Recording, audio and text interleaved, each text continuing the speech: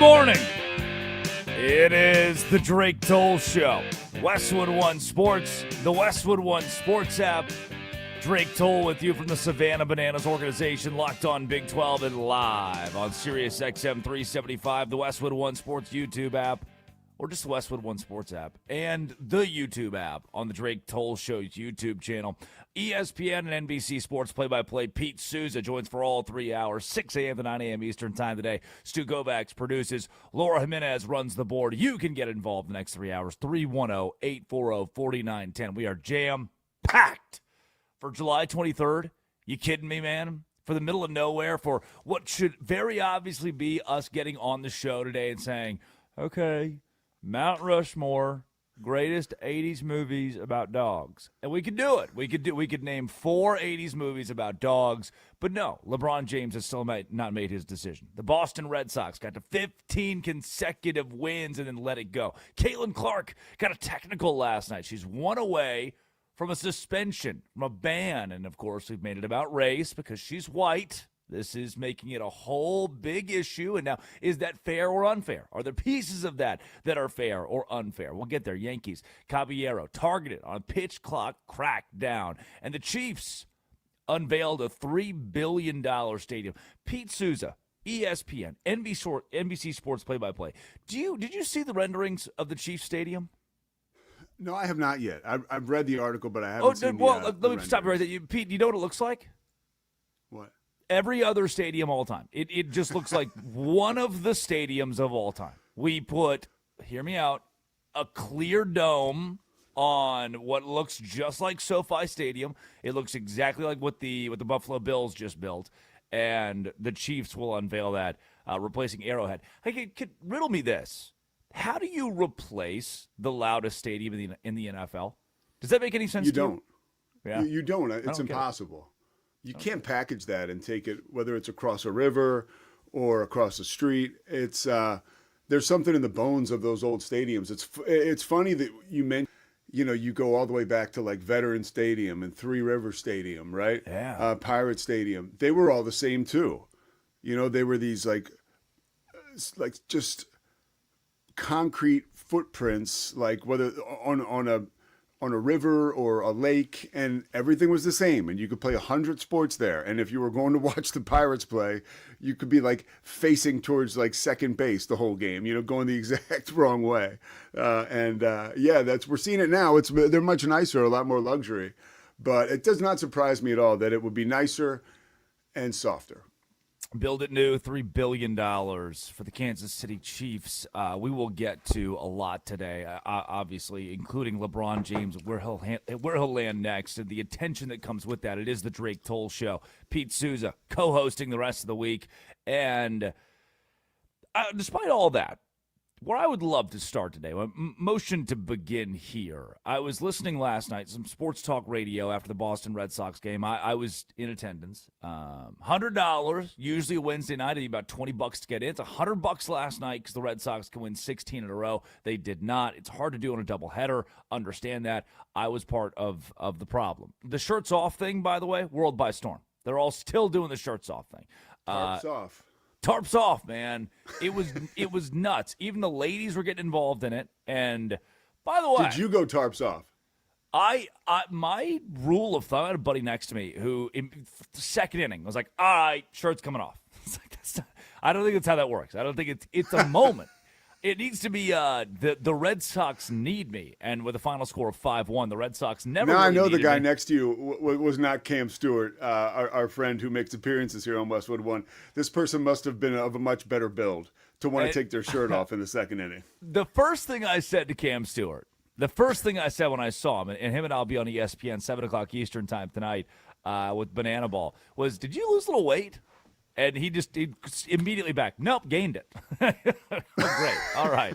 There you go, Muffin Top. Good to see you. Thanks a lot. No, it's the other guy we brought, Chris Sachi, with us. He's locked on Knicks. And Sach takes the shirt off, got the abs going, and the Red Sox allowed 4 runs in the first inning, fell 5-1 last night. The streak is over. Drake Toll Show, Westwood One Sports, the Westwood One Sports app. You woke up today in Cuero, Texas, home of the Gobblers. And you said, as a Texas A&M fan, I wonder if if the SEC will actually part ways with the NCAA. And what does that look like? I thought yesterday we did a good job of breaking down how the SEC has become a bully. That's the take. You go to the water cooler, and what do you say? The SEC is a bully.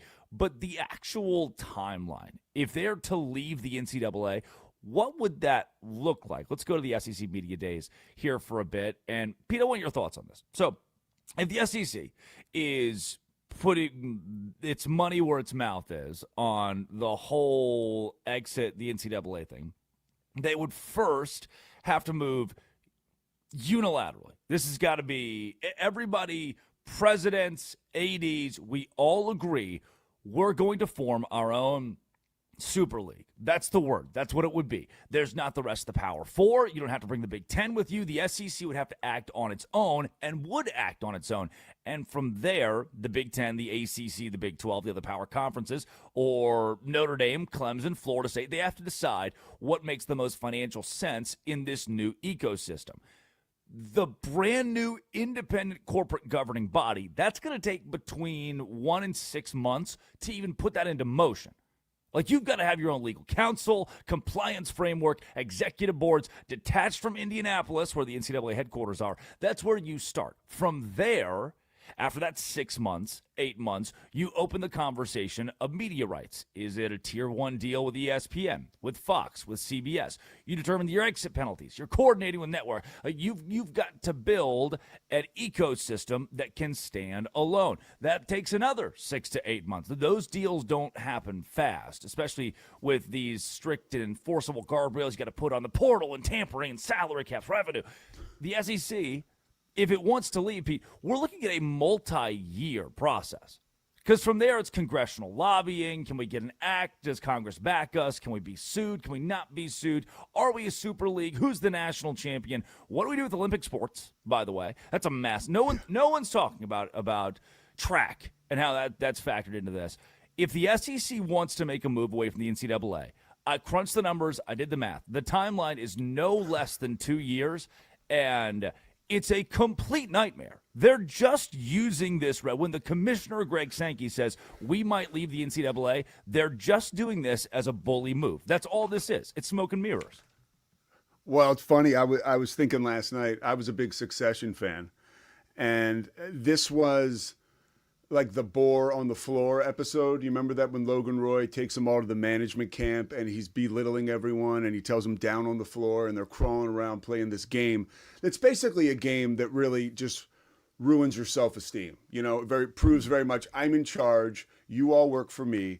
Boar on the floor, you know, and you have grown men, people crawling around yelling boar on the floor because Greg Sankey is saying boar on the floor. And that's what it feels like right now. Like, Sankey has irrational confidence. He's bitter, and he's delusional at the same time. Because not only what you just said, Drake, takes years to get off the ground.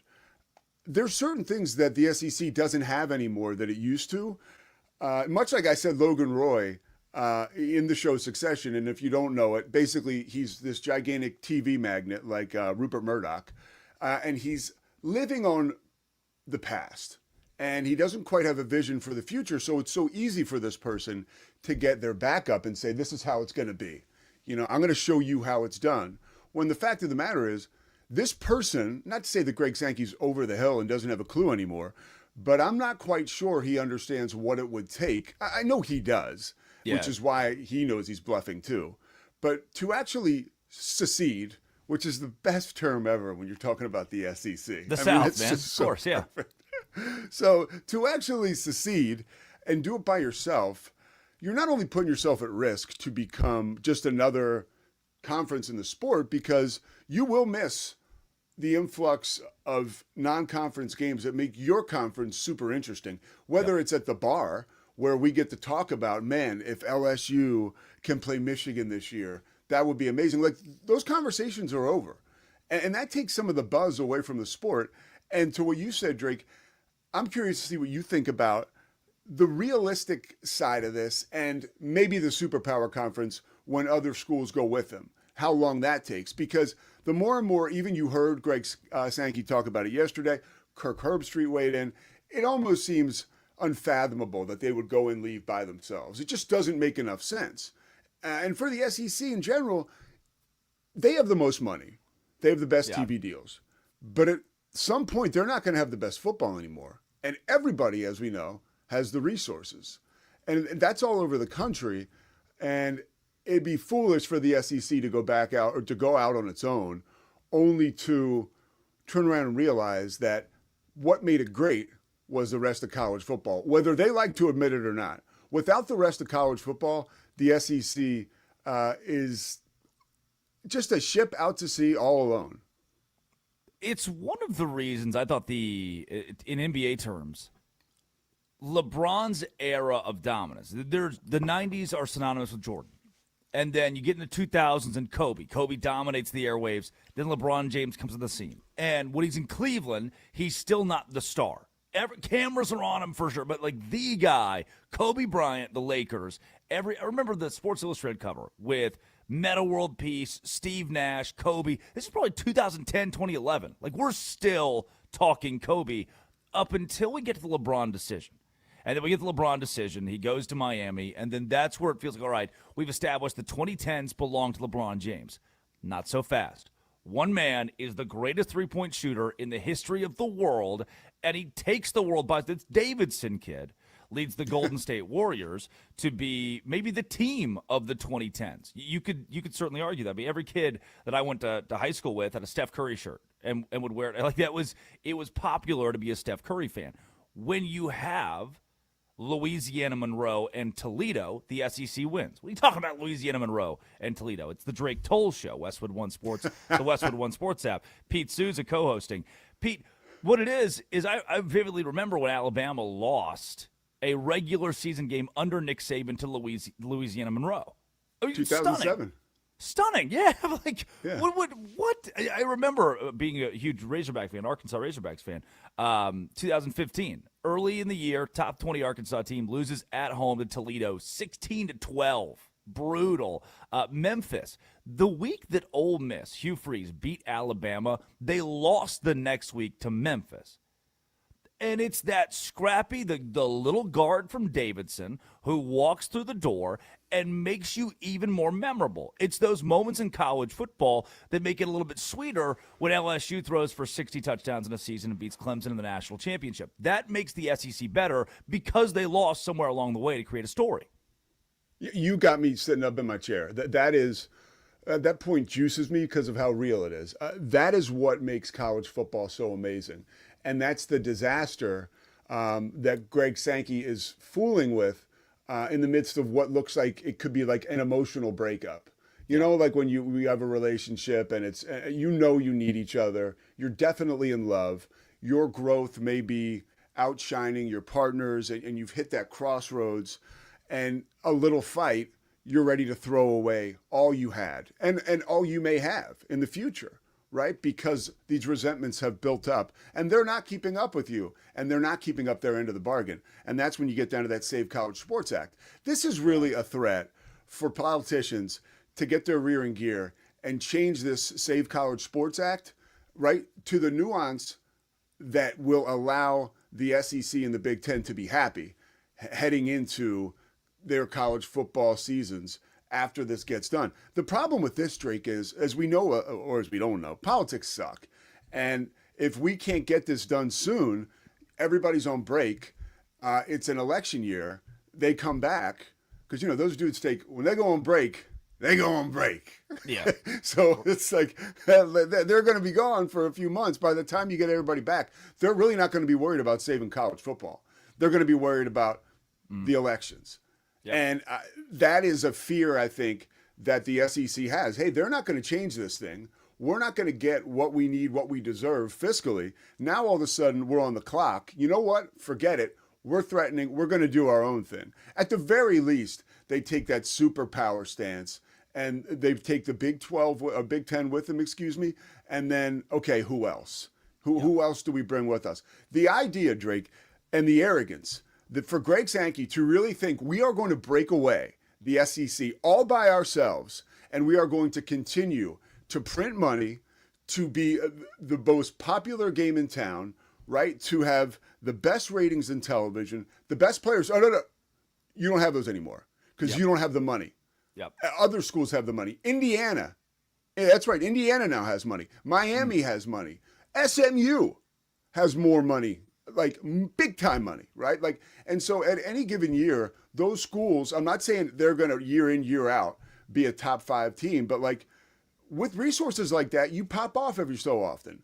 And then you have not 3 years, now it's been 6 years since the SEC has had a team in the college football championship game. So I understand the leverage the SEC has, but I also understand how lousy it would be for them to make a move like this one. Again, triggering an emotional breakup, which we know how that looks. Yeah. Pete, great point. The politicians thing, Dale in Springfield, Missouri, is not worried about how his legislators are going to vote on college football. And I think the legislators know that. They're not going to win an election off of college football, and so they're going to get to the other topics, the other issues that will win them votes. Before we go to break here, John Sumrall yesterday joined the Drake Toll Show before SEC Media Days. And I don't get to cover Tulane much. This is my first time talking to John Sumrall. I became this proud supporter in the corner when he walked into Big 12 Media Days, gun unholstered, and was like, now what? The show is here. Here's what he had to say yesterday when pressed on a 9-game SEC schedule. Here's John Sumrall. You know, I wasn't in the room when those conversations were had. I wasn't in this league yet. We're going to play anybody, anywhere, anytime. Who they put on our schedule, we're going to play. I'm not going to whine and complain about being an SEC head football coach. Come on, man.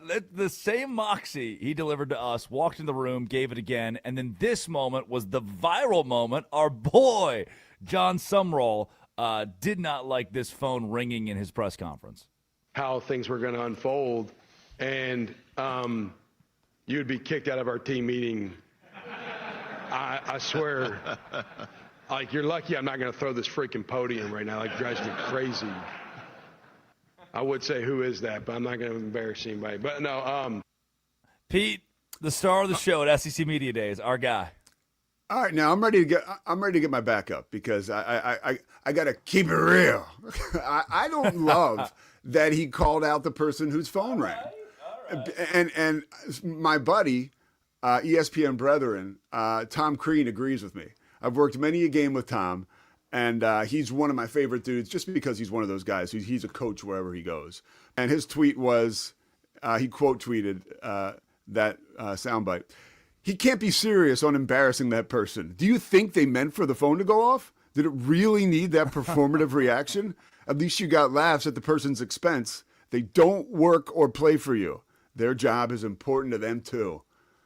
Little coach on coach. Notable good guy, coach. Tom. He's got a great tan. He's got a great tan. Taking up for the little man. Great tan. He is Pete Souza. Stu Kovacs produces. Laura Jimenez runs the board. I'm way past time. When we come back, yes, LeBron James. This is the Drake Toll Show.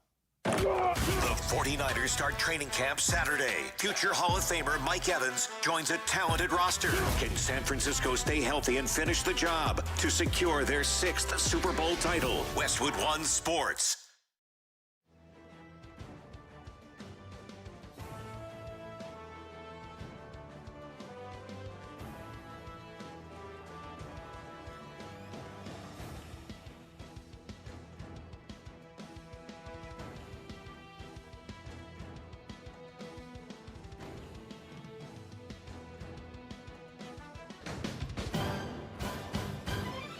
At the tone, the broadcast will begin in 4 minutes, 30 seconds.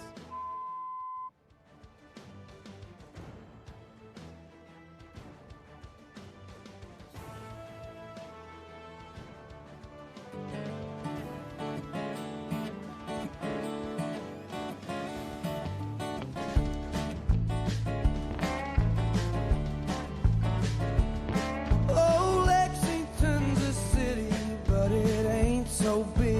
Freaks me out. At the tone, the broadcast will And begin if I in need a 4 minutes. breather, I can get the Parkway. Be home before the bars all close. Drink away the lies she told. Think about the days. She was a pure-eyed child, a rodeo queen, high school lover, and a badass Jeep. Far from the eyes of mama didn't need to know. Good corn liquor to shake this cold, and good heart loving on a gravel road, Juliet. Won't you crawl outside your window and dance in the arms of your redneck Romeo?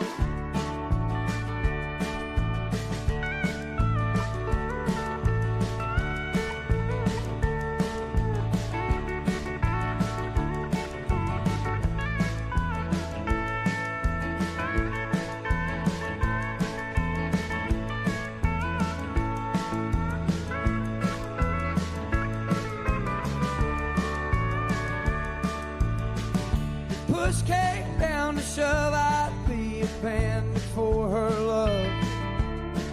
Shoot sharp and walk away. She was good before she changed her name, and I bet that ain't all that's changed. Goddamn, I remember the nights. I was a young punk kid from a dried up town, Cold Car County full of hunting hounds. She was the one who kept those boys at bay. Her high heels and my red wing boots, cutting couches in the living room, Juliet. Won't you crawl outside your window and dance in the arms of your redneck Romeo?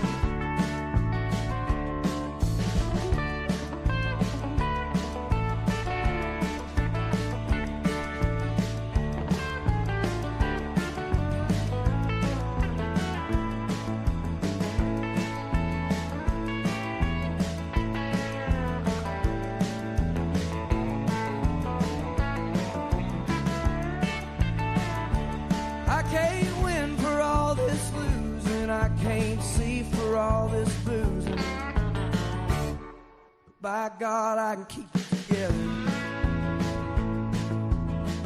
Just to hold my baby close, get her moving down a county road, make up for lost time. She was a few-eyed child of a rodeo queen. She ran on sex and gasoline. Far more money than a boy like me could hold. She went off to paint the town, and I'm stuck holding these mountains down, Juliet.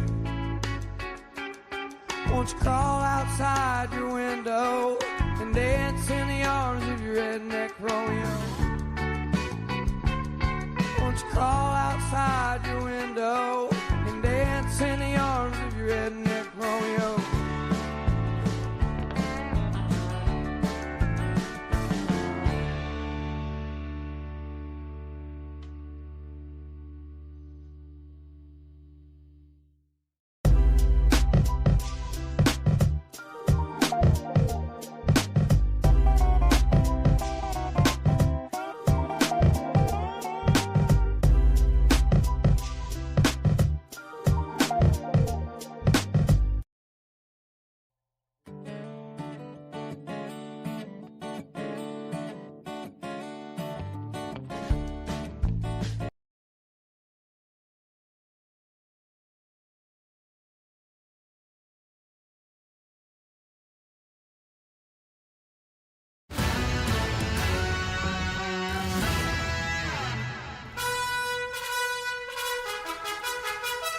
I will not hurt myself. And a little bit of stick it to them. Thank you, President Trump. It is the Drake Toll Show. Westwood One Sports and the Westwood One Sports app. Drake Toll with you from the Savannah Bananas organization, Locked On Big 12, right here on Westwood One Sports. Listen live all day, every day. On the Westwood One Sports app, the Drake Toll Show YouTube channel, or SiriusXM 375. Pete Souza, ESPN play-by-play, co-hosting the rest of the week. Stu Kovacs produces this week, and Laura Jimenez runs the board. Look, SEC Media Days is unraveling. John Sumrall was a star yesterday. You can love or hate the little phone comment thing where he just, ringing phone. I think he's trying to make a joke, and it just didn't quite pan out. Reminds me a bit of what the Big 12 commissioner, Brett Yormark, did when he bit a reporter mid-Media Days 2 weeks ago and walked across the stage, said, "Stand up, say your question again, and I'll answer it." You're like, not sure if that's what Brett was looking for. I am a real American. I really felt like he was Hulk Hogan, dude, like the way he moved across the stage. He floated. He aggressively floated toward that reporter who was just trying his best. And it did Come not to find work out on the back end, Drake, like that reporter from Lubbock has been like doing a great job in Lubbock for a very long time. Never has spoken the King's English. So that's a guy that starts that exchange off at a deficit. And I think with a little bit of context, the commissioner may not have gone, Jimmy Superfly Snuka over there on him, and maybe had just kind of let it die down a little bit. Yeah, went after him. Ended up not being exactly what Yormark wanted. I don't think Sumrall got the result that he wanted out of the calling out the reporter for his phone ringing during SEC Media Days yesterday. But still, Sumrall made headlines. I think a lot of Florida fans are excited with this old ball coach thing that they have commandeered at the head of a program that's been flashy in the past, and it hasn't worked out. It is the Drake Toll Show. Pete Souza co-hosting. And LeBron James is slow playing the decision to see if, this is the update today, to see if any of his potential suitors can trade for either Anthony Davis or Kyrie Irving, per Kevin O'Connor. So I told you yesterday, LeBron James knows what he's doing. He knows where he's going. And now that might not be the case. Now he might be holding out for Anthony Davis or Kyrie Irving, old man Kyrie or broken Anthony Davis. Pete, you're the NBA guy. I mean, is LeBron, again, attention. We love attention. There's a new wrinkle for everybody to talk about. Is LeBron James going to tell the Cleveland Cavaliers no if they won't bring Kyrie in? Is he going to tell the Miami Heat no if they won't go get Anthony Davis and another big guy? I don't see it that way. This is like if you're a divorced single dad out at the bar and you refuse to go out with anybody else but your old buddies who are still married and no longer have their fastballs. So now you're at the bar with the Over the Hill gang trying to score some girls. And you meet the girls and it says, hey, we'll go back to your place with you, but my guy's got to come. And she looks over and there are your guys, like your typical 48-year-old middle-aged white guys who've like gotten dressed up for the night but don't look great. Maybe they had a history back in the day, but it's just not there anymore. And you force these friends on, a prospective maybe relationship, right? And I feel like that's what LeBron's doing. And it's pathetic and it drives me crazy.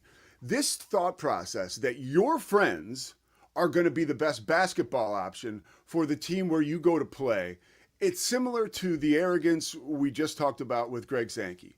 It's similar to the lack of honest self-appraisal that we've talked about all morning long with the SEC. It's like, look, man, your time in particular, actually, you can stay. You've earned the right. But that doesn't give you the right to tell us how to assemble our roster with a bunch of dudes who are better off playing at the Y on Thursday nights. Not playing in the NBA every night and taking Thursday off for load management. This stuff drives me bonkers, Drake. Like from the bottom of my heart, these guys dragging somebody else's old bones wherever they go. It makes me crazy. It really does. I do love Cameron Stewart. There are great examples of tandems that work out long term and trying to put your friends in a position to win. In a situation like this, though, you're asking an organization to bend over backward for you. You're already old. Like if LeBron goes to Cleveland, he's not the guy. Donovan Mitchell's the guy. If he goes to Philly, I still don't think he's the guy. Jaylen Brown was 6th in MVP voting last year for a reason. If he goes to Miami, he's definitely not the guy. If he goes to Golden State, I've made this point a couple times, he gets to be one of the guys. They're all so old. There's no one pivotal star that can kind of do it together, and that could help salvage his legacy. To not hang on one second. I do want to add a little context because for people who don't know, Cam works on this show from time to time. Works Banana Ball with Drake Toll. Has worked with me at another network producing my show. Cam is young and talented. I think we can't skip over that because I don't want to. Come on, you knew where I was going. Yeah, no. Cam is young. Claw machined that. He's young. He's talented. The claw machine. He's young. He's talented, and he's got a bright future. Honestly, that's the exact opposite of what we're talking about with these other guys. And I really mean that. And it's the same thing with Golden State. Like, these guys have this idea that they are going to power through, break through to the fourth dimension and find something that no over-the-hill gang team has ever found before. Any super team in the recent era, I'll go back to like the 2010 Eagles when Vince Young said, we got the dream team with like Nnamdi Asomugha eating lunch out in his car, talking to the woman who was on Scandal, his wife at the time. Like, that was like, that team never panned out, right? McNabb, T.O., all those guys. It was actually a real bad look that year. Even most recently, the Lakers with Gary Payton, Karl Malone, and that's actually before that Philly Dream Team, Shaq and Kobe. They dissolved. They were too old. Karl Malone and Gary Payton could not stay healthy. I think you're missing the best example of the Lakers, and I've already given it once today. Steve Nash, Metta World Peace, Pau Gasol. Yeah. Like, that was this 36-year-old version of the Lakers, front of Sports Illustrated. They went 41-41. Well, and they were supposed to have Chris Paul. And so you could at least give the Lakers a little bit of, okay, that would have made a little more sense. But these guys are so arrogant, and that's fine. You got to have an ego in this business and in their business. But to think that you're going to take your buddies who truly are too old. That Warriors team would average an age of 38 years old, dude, if LeBron were to join them. The average age of the NBA player is 26 years old. Now, the one caveat you got to give to LeBron, we talked about it yesterday, dude plays like 75% of his games since he's come into the league, which is just about more than any other star. I think there's 4 stars in history like above him. So at least with LeBron he'll be playing. AD won't be. Yep. And by the way, not only will AD not play, he's a funny guy, you can tell, but he's a suck on everything because people talk about him all the time. Why isn't he playing? Is he getting along with MJ? Anyways, you can tell that stuff just drives me mad. I could go on forever about these guys throwing together super teams that end up sucking. Yeah, he is former NBA PR, Pete Souza, now play-by-play with ESPN, NBC Sports. I mean, it's definitely great not context. former NBA GM. But you've got the context of where the league's been and how and how it evolved and how these players evolve and how they make decisions. It's Westwood One Sports, the Westwood One Sports app, the Drake Toll Show. The Red Sox last. I don't even need. Real quick, Drake. Real quick to what you were saying, because I just thought of something.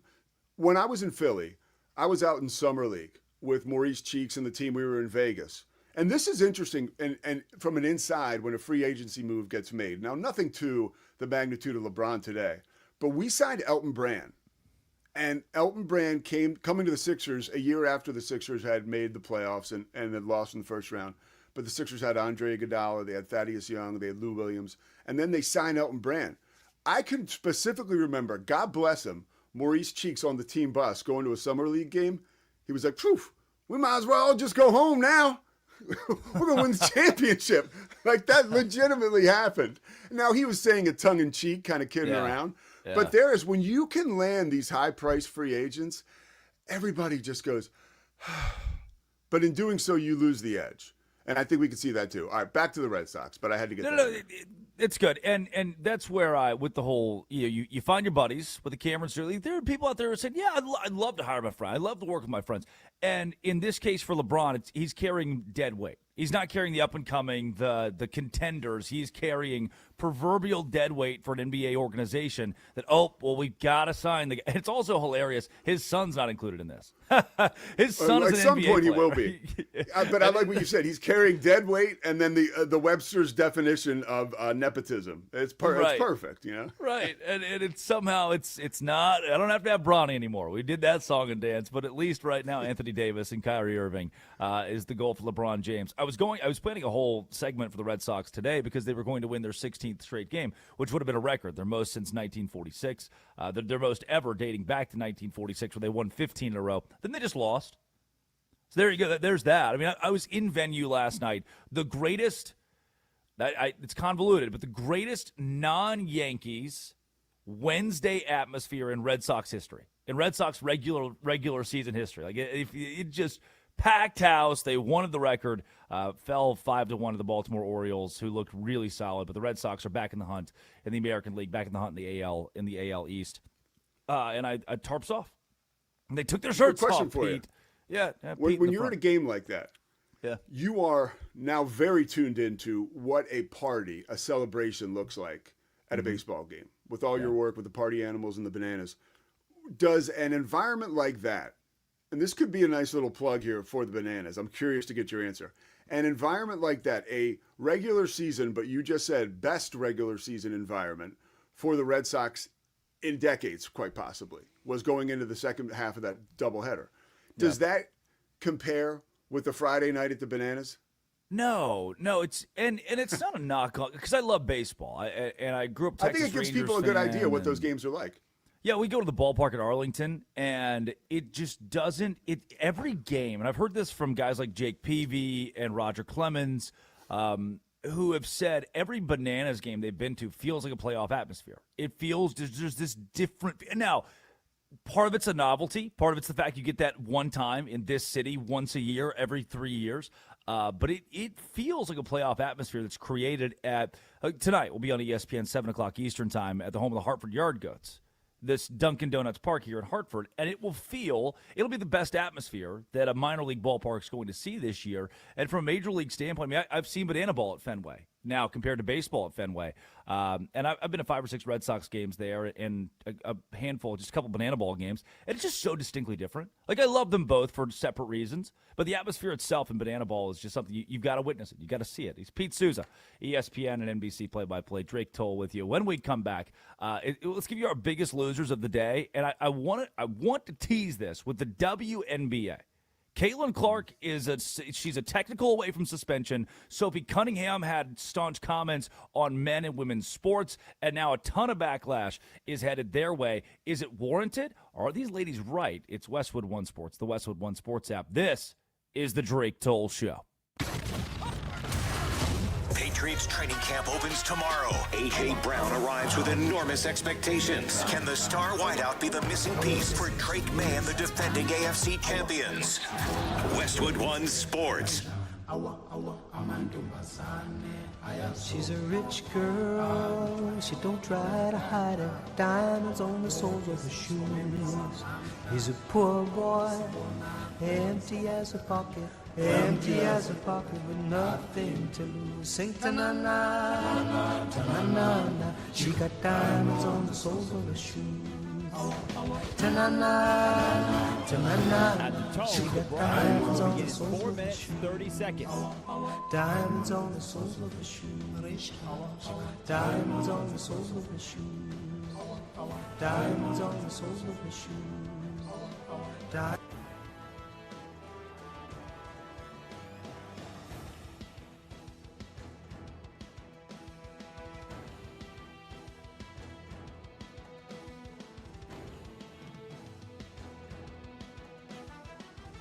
At the tone, the broadcast will begin in 4 minutes.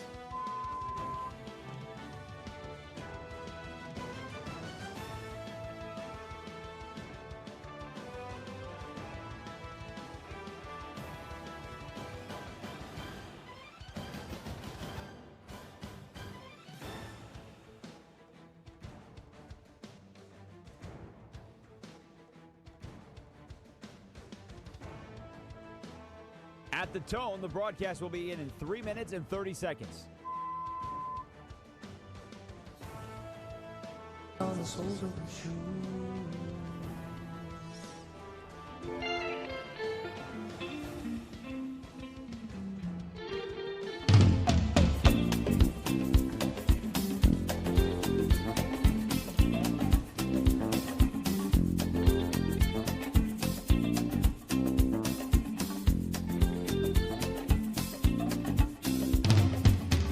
Say she's crazy, she got diamonds on the soles of her shoes. Well, that's one way to lose these walking blues. Diamonds on the soles of your shoes. She was physically forgotten, but then she slipped into my pocket with my car keys. She said, you've taken me for granted because I please you. wearing his diamonds.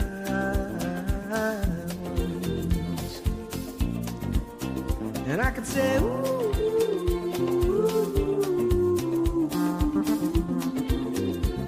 as if everybody knows what I'm talking about. As if everybody here would know exactly what I was talking about. I'm talking about diamonds on the soles of her shoes.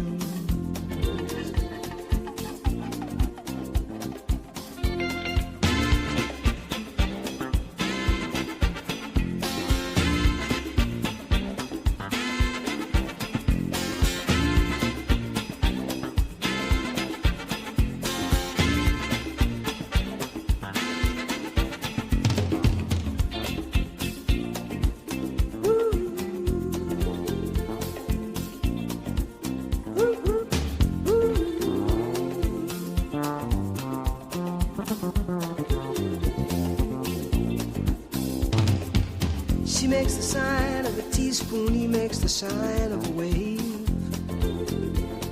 The poor boy changes clothes and he puts on aftershave to compensate for his ordinary shoes. And she said, honey, take me dancing, but they ended up by sleeping in a doorway by the bodegas and the lights on over Broadway, wearing diamonds on the soles of their shoes. And I could say, ooh,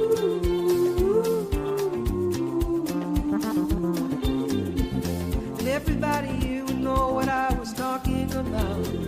I mean, everybody here would know exactly what I was talking about. I'm talking about diamonds.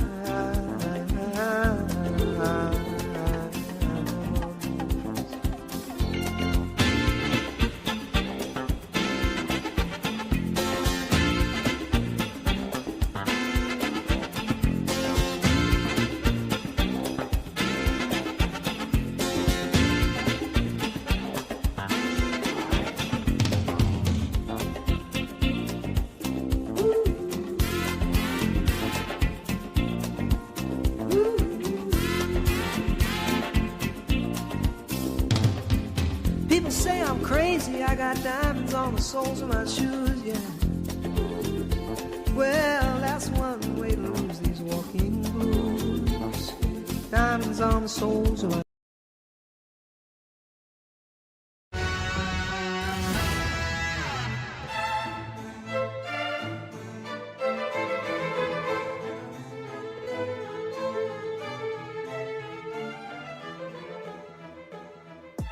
It is the Drake Toll Show. Westwood One Sports, the Westwood One Sports app, 310-840-4910. Drake Toll with you from the Savannah Bananas organization, Locked On Big 12. There's Pete Souza joining the fold the rest of the week, co-hosting the program, 6 a.m. to 9 a.m. Eastern Time. You can listen live, Sirius XM 375, the Drake Toll Show YouTube channel, or that Westwood One Sports app. Stu Kovacs produces this week, and Laura Jimenez runs the board. Good morning, Pete.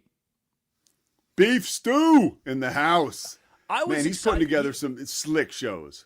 Man, when you texted me yesterday and you sent in a group chat with Stu and said, I'm so fired up about this topic, the Yes. WNBA. And the W has gotten more and more prominence through controversy and storylines surrounding controversy. Like I go back to when Caitlin Clark was first jumping onto the scene from Iowa into the league, and it was all this good, happy, fun time positive.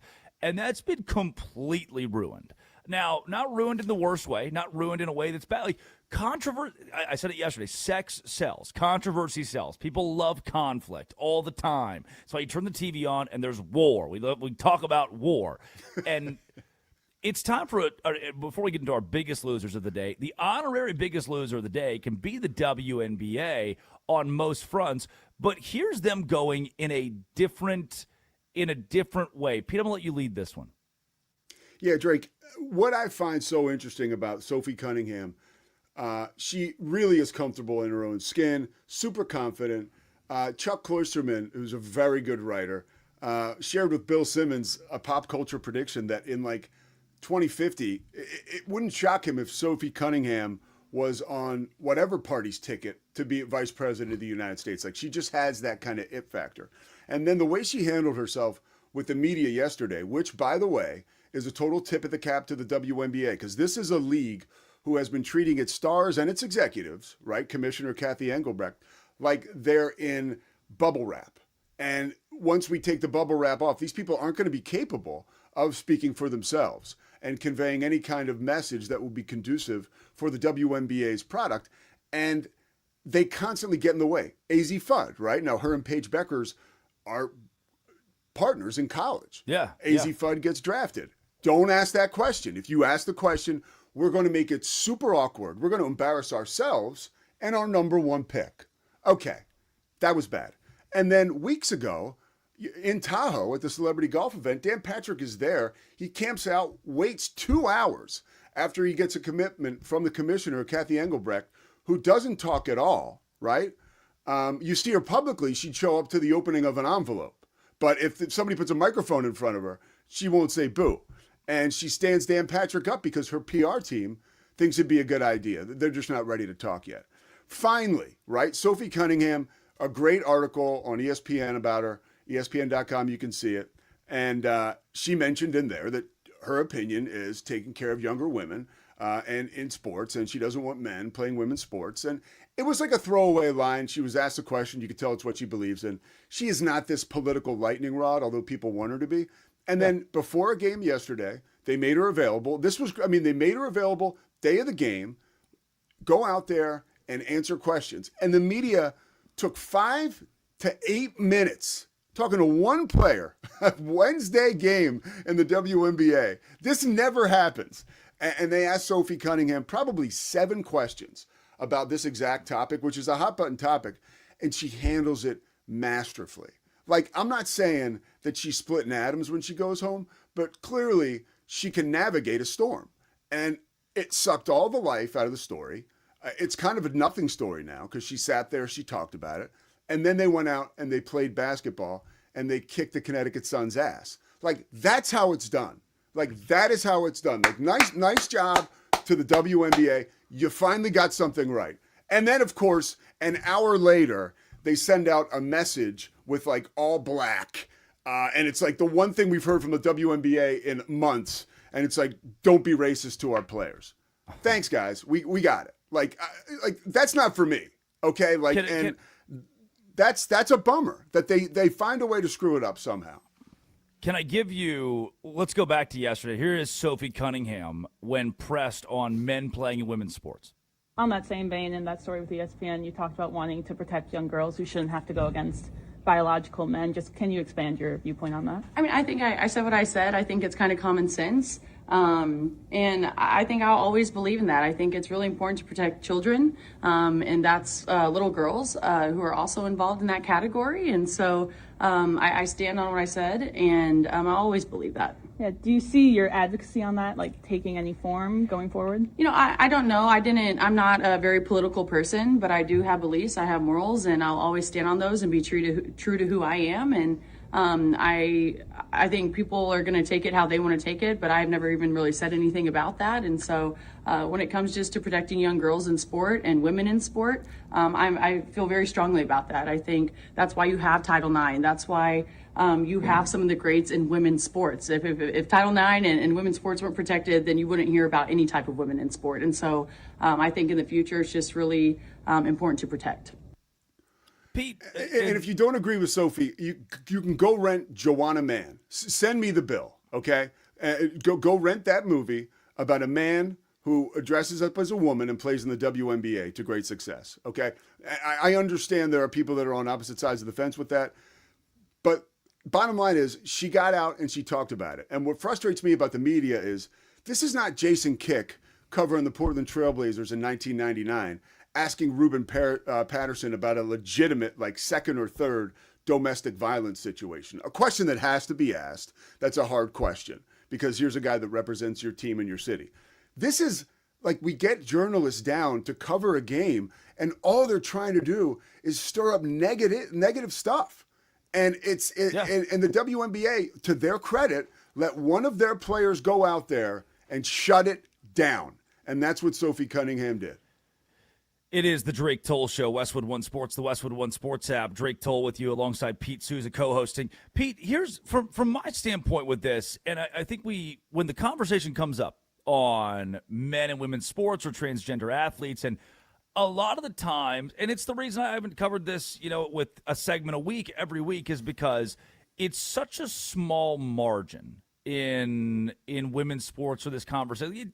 We overplay it to make it political. Now, I don't think you're doing this. I don't think Sophie Cunningham's doing this. She's answering a question. And I'm talking about people trying to do it. I mean, yeah, I've got a sister who plays softball at Baylor. And if I asked her today, hey, do you want to, if the option's there, if it happens to where you're playing softball against a biological male, are you comfortable with that? She would say humbly and with empathy, no, I'm personally not comfortable with that. It's not my role to educate her. It's not my role to tell her how to feel. I should, and so I understand that as straight white guy, like that comes with its own viewpoint. Sure. And everybody's got a different viewpoint. But if I look my sister in the face and say, "Hey, is this something you're comfortable with?" and she says no, I have no status to change that. I have no perspective to change that, and I shouldn't tell her how to feel, how to believe in it. And that's just I think it's what Sophie Cunningham is trying to, again, humbly get at it. She's not waving, pun intended, she's not waving a finger on this. Sophie Cunningham is just saying, I don't think that it is right for me personally to play against biological men in sports. And she's not bringing it up to bring it up. She's not bringing it up to make a political issue. Not at all. This is why you should vote Democrat. This is why you should vote Republican. She's saying, You asked me the question, I'm answering the question.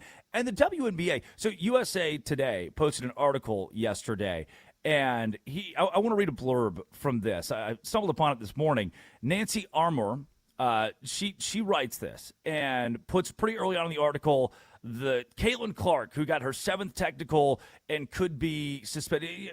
Armour goes on to question Clark's play and how dangerous she is to the WNBA and how she is somehow as a white woman hurting the WNBA. Here's a quote, for a paragraph.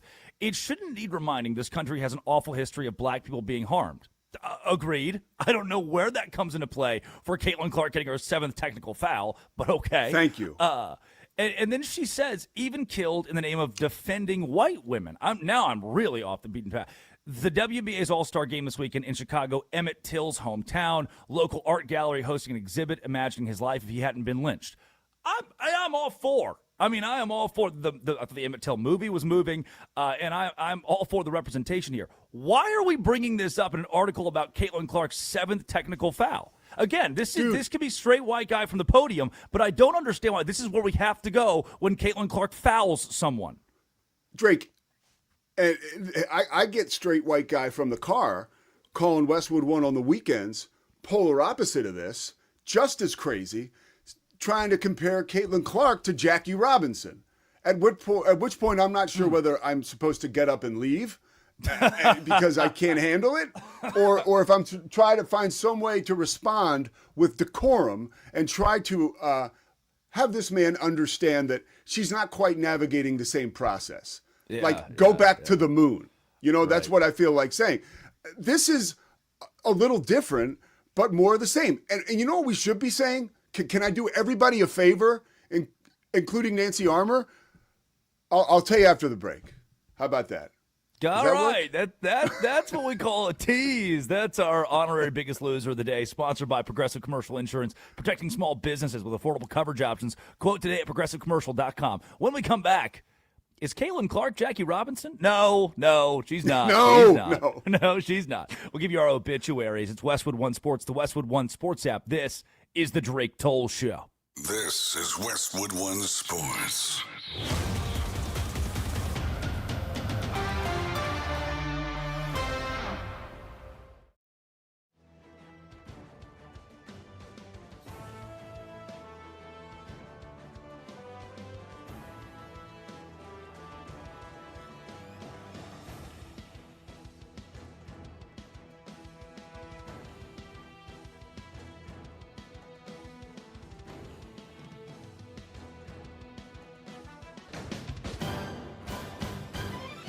At the tone, the broadcast will begin in 4 minutes, 30 seconds.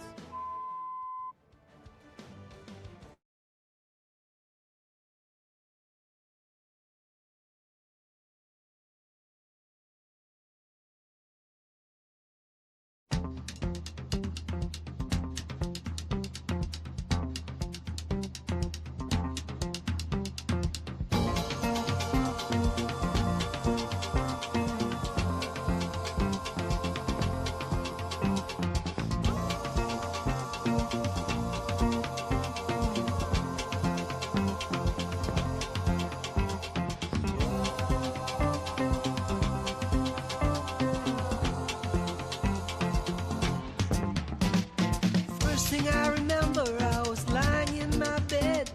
Couldn't have been no more than 1 or 2.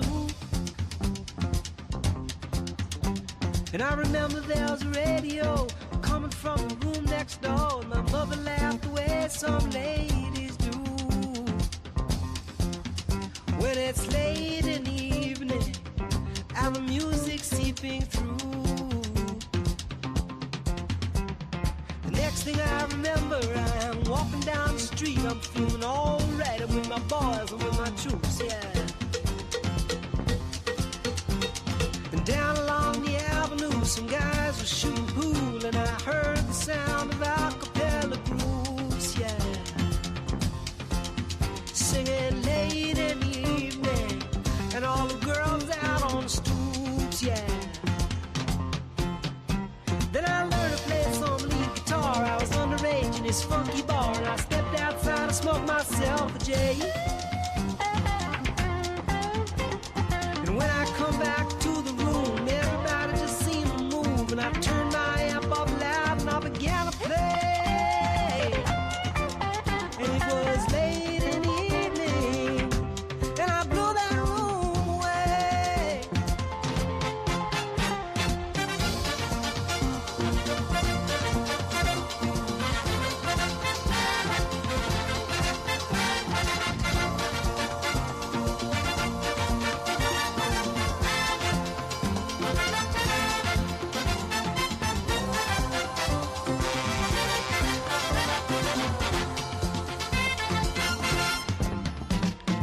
First thing I remember when you came into my life, I said I'm gonna get that girl no matter what I do.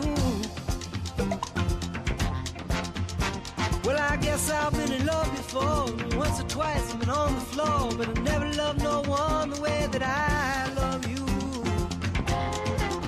And it was late in the evening, and all the music seeping through.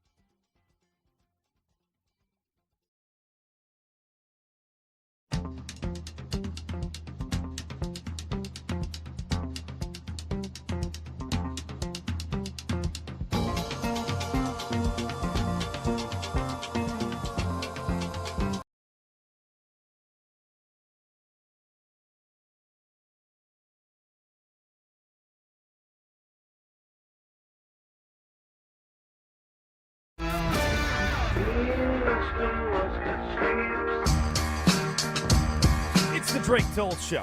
Westwood One Sports, the Westwood One Sports app. Drake Toll with you from the Savannah Bananas organization, Locked On Big 12. There's Pete Souza, co-hosting the rest of the week, ESPN and NBC Sports play-by-play. Stu Kovacs produces, and Laura Jimenez runs the board. 7 o'clock Eastern time tonight.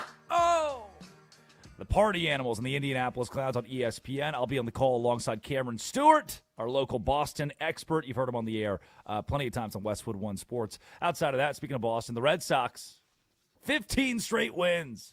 It falls flat at number 16 after a loss in Game 2 of a doubleheader against the Orioles, but the Red Sox match history, tying their longest win streak in franchise history, dating back to 1946 and Ted Williams. The Yankees, weird one here where we're trying to figure out Jose Caballero being targeted by Major League Baseball for pitch clock violations. That story continues to unfold and is just as confusing as it sounds. Caitlin Clark got a technical last night, and now she's one away from being suspended from a ban. ESPN wrote in their headline, from a ban.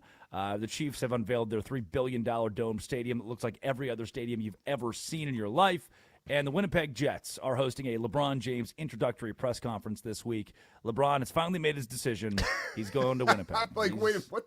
He's going to be a Jet. They did tweet that yesterday. It was a very good tweet from the Winnipeg Jets. You can listen. Are you going to hear from the Hartford Whalers tonight about him going to play? Oh my gosh, man! Yeah. Look, I'm a Yard Goats guy tonight, through and through. I'm a Hartford Yard Goats guy. Dunkin' Donuts Park. The Drake Toll Show is live, free and available, and you can listen back, podcast form, wherever you find your podcasts, or live on SiriusXM 375, the Drake Toll Show YouTube channel, or that Westwood One Sports app. Pete, going into the break, you gave some interesting characters, some odd fellas. That's me speaking, not you. Call Westwood One Sports while you're hosting a show on a Sunday afternoon and compare Caitlin Clark to Jackie Robinson. That's the scene set. Where are we going now? Apparently to the moon, because when I get calls like that, I have no idea. I'm pretty good, too. Like, I can BS a little bit, and when I do it with you guys, it's authentic stream of conscious. But with that, if I give my authentic stream of conscious, I'll never work with you again, Drake. So I've got to pause and try to find decorum and work through it and say goodbye.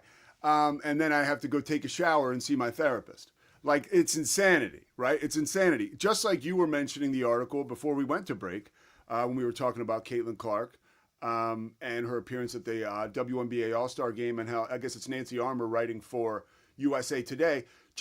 And I'm not going to say that, I'm not taking the pen at a Nancy Armour's hand, and I don't want to rewrite her story.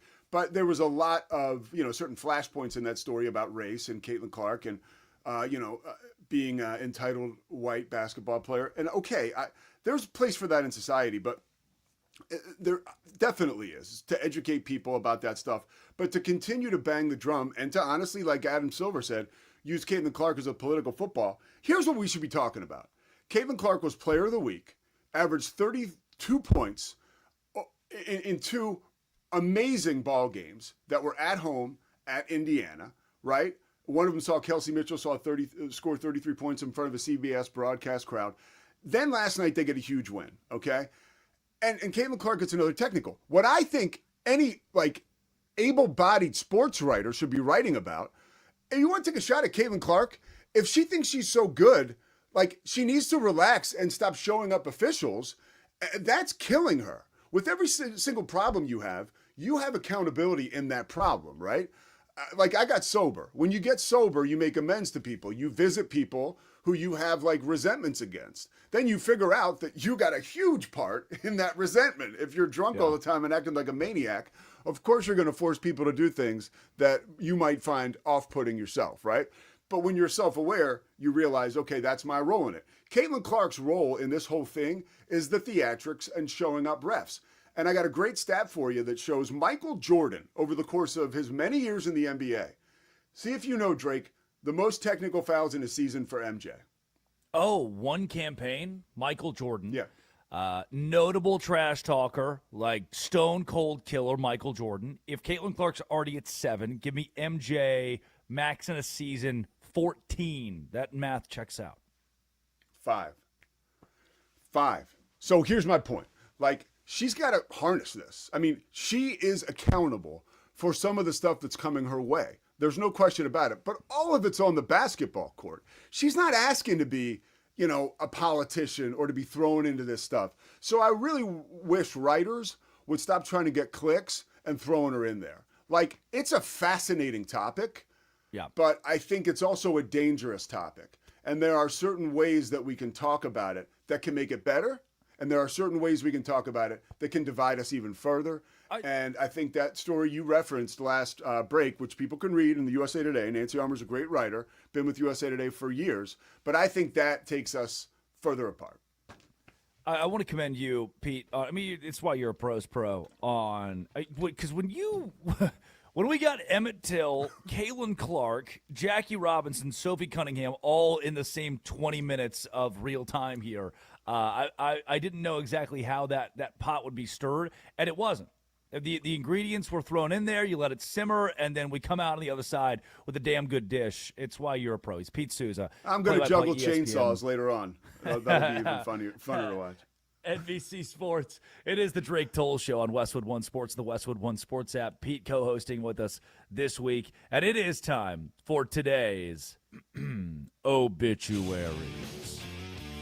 Dead today, John Harbaugh's swagger. Pete, I want you to give a listen to this. Here's John Harbaugh greeting his New York Football Giants team in the cringiest way possible. Welcome, man. Good to see everybody here. You excited? Yes, sir. Yeah. A little nervous? Nope. Huh? A little nervous? A little nervous, man. Nervous? Excited nervous, Nervous like you're full of game almost, man. Give this thing kick off. Standing up here in front of the New York Giants. The New York Giants. It's a New York Giants sitting in this room. The New York Giants. Wow. It's an honor. It's an honor to stand in front of this room right now.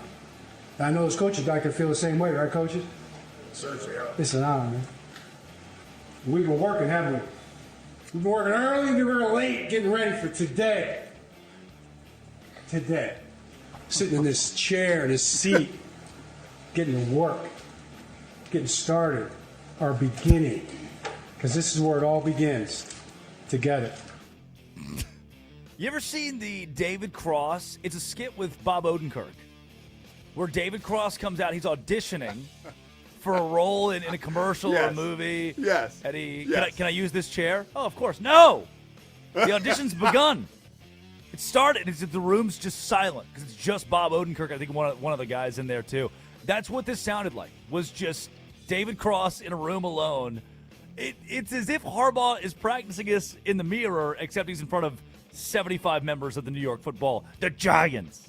The New York Giants. I had two immediate images come to my head. One, you could close your eyes and see Will Ferrell doing that. Easily. Yeah. Oh, easily. yeah. I want you to play that again sometime today, and you'll know what I'm talking about. And two, when I used to be a news anchor, here I was, a dyslexic news anchor in, Monroe, Louisiana. The teleprompter was coming at me, all different ways. It was like a face-off every morning with the teleprompter because I was such a bad reader. And that's what I sounded like when the teleprompter cut off.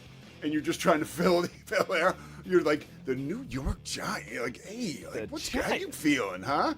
Words. What am I going to say? That was rough, dude. That was rough.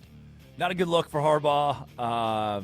Motivation is so dead in football, by the way. It's a shame, but the Vince Lombardis of the world, the John Maddens of the world, you just can't. Nobody wants a speech anymore. We want our TikTok. Let us do our TikTok dances, and then we'll go play football. I guess it's a game day thing. The window is that small for these guys and these coaches to give them a pep talk because I've never heard that, and that is exactly. I've been waiting on somebody to say that because it is hard to motivate these guys with rah-rah stuff anymore. It just is. They're either too cool for school or they're grown men too. They motivate themselves. Yep. Sean McVay walks in the room and says, "Hey, here's how the offense runs. See you later. Good luck. Let's go win a Super Bowl." Great. That's what the kids want nowadays. Dead today as part of our obituaries. The Miami Heat director of YouTube strategy. Oh no. A LinkedIn job post. Miami Heat are looking for a new director of YouTube strategy. Odd timing, considering they did just schedule on YouTube for July 27th, LeBron James' introductory press conference. Pete, we said it. There's some 23-year-old from FIU, some intern that pressed the wrong button, and maybe they're driving the conversation on purpose, but maybe they're looking for a new job. Well, they can put on their resume, I was fired by the Pat Riley, which is not Amen. bad. I mean, that's Amen. Hey, that's not too shabby. But we talked about this yesterday. First of all, and there's a basketball perspective to this too. Like, is this reading the tea leaves? Is this, looking further down the line? Hey, the Heat really think they're going to get him, or this definitely lets you know that the Heat are, like, I believe this too, are right there. Like, they have a very good feeling that this could be them, that he could pick them. So if there's one thing, I do see that a little bit. And I feel bad for whoever sent it out. I said yesterday when I was working for the Sixers, I sent out an email about All-Star game representatives that people could vote for, and I sent it out like a day early, and I got in a ton of trouble because I didn't understand the word moratorium. So, I mean, it happens, dude. It happens. Moratorium. Those are today's obituaries. It is the Drake Toll Show. Drake Toll with you. Pete Souza alongside co-hosting. And, Pete, it's time for the Quickie. Top 5 headlines in all of sports. Stu Kovacs will read them. We will respond in rotating fashion. Stu, I'll take the first one, please.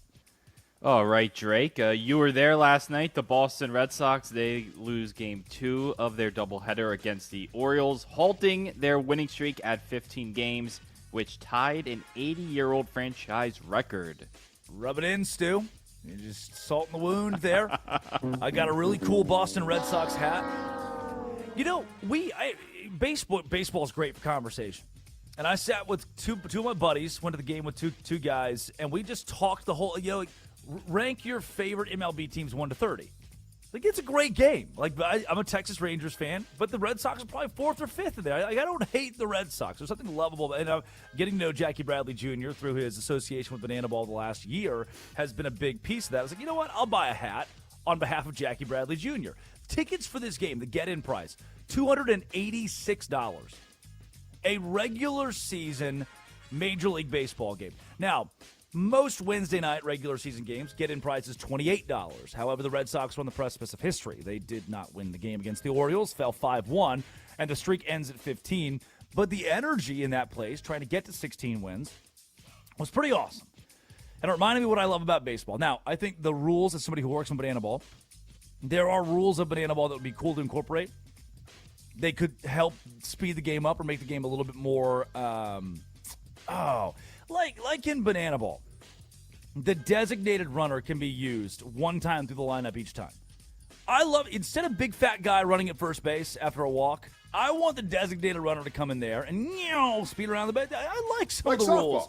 Yeah, I like some of the rules in Banana Ball that we incorporate, just like softball. But it reminded me what I love about life, sports, the pursuit of happiness. Baseball is still a fun game. I enjoyed being in a major league ballpark again. That's over a minute. Sorry, my bad. My bad, Stu. Hey, by the way, Stu, when Drake takes his hat off, he looks like Noah Syndergaard, dude. I love it. Thor, yeah. Let's go. A little bit of Thor there, yeah. Boy, if that's not a reason to check us out on X, I don't know what else is, dude. Go to Drake Toll's Twitter and peep it. All right, what do we got, Stu? All right, free agent wide receiver Tyreek Hill. He released a rehab workout video on Wednesday, and he said in that video, after 2 surgeries, he still has no power in his left leg, Pete. Drake, I was waiting for Drake to clap for that. No clap there. No clap. Honestly, that sucks, and I have really no response that can add any more intel to that situation. But then you know what? I'll take this one, Pete. Go ahead. Over here, pick me if you will. I got to text my uncle the other day, just out of the blue. It's an article. It's a Daily Mail article. Hey, thought you'd find this interesting. Learned last night the kid I've coached in baseball the last 2 years on my son's soccer team and baseball team for the past 2 years is Tyreek Hill's son. He's got a kid with his first love, his ex-fiance, who my uncle coaches in soccer and baseball, and just didn't know. Sends a picture of the kid, looks just like Tyreek Hill. And, Did he give you a scouting report? Guy's like fastest kid on the team, great family. This guy, like, cheetah. He's like a mini cheetah. Plays for my uncle's soccer and baseball team. Like, yeah, that kid hits leadoff. Of course he does. Look at that. I'll send you the pictures, Pete. I shouldn't show the kid's picture on the TV right now, but I'll send the kid's picture. All right, sorry, Stu, I hijacked that. That's a minute. Give Pete the next one, if you will. All right, Pete. Alabama head coach Kalen DeBoer on the quarterback competition between Keelan Russell and Austin Mack. He said, quote, "That's going to be a tough decision," end of quote. Well, Bill Belichickian and Nick Sabian. And I think a quarterback controversy is always great for some of these teams. I think coaches play it out way longer than they need to get the most out of the quarterback position in the quarterback room. But the quicker you can make a decision, the better off everybody is. Every single NFL player I've worked with or college player I've worked with, when you bring up quarterback controversies, they want a resolution. They want to know a direction. So it's in the best interest of the team to figure that out. So if it's not figured out yet, you got a legit duel there. And it'll be interesting to see how it plays out. All right, LeBron James, he is at it again. According to Andy Baskin of 92.3 The Fan in Cleveland, LeBron and his crew were ready to make a decision last week, but they were, quote, irritated at Adam Silver's recent comments about James's free agency. Drake. LeBron doesn't lose by dragging this out, at least in LeBron's mind. Now, it's annoying for all of us, but when he chooses a location 3 months into the season, we won't be talking about how long it took him to choose. We'll be talking about LeBron's triple-double. Like, how did he do it? This 24th season, this old, how did he log the triple-double against the Pacers? That's crazy. That's what will dominate the airwaves. The longer LeBron holds out, the longer he drops little nuggets like this to reporters in Cleveland or wherever, the longer we talk about LeBron. And that's a positive for LeBron. It's under a minute. You're welcome. Come on. It's getting good. All right, last one here. Pete, Nick Saban, he calls for the SEC to play all Power 5 schools. He said, quote, "I actually think we should play 12 games against the Power 5. That's it, because it's a business and people want to see those games." I mean, look, when Nick Saban backs your point, you feel pretty good about the rest of your day. And I've been saying this for the past 2 days. Like, they have to play teams from outside of their conference simply because that water cooler talk is part of the whole deal, man. Sitting at a bar, talking to your friends about a non-con game that might take place 2 years from now, but is on the schedule, is part of the beauty of college football.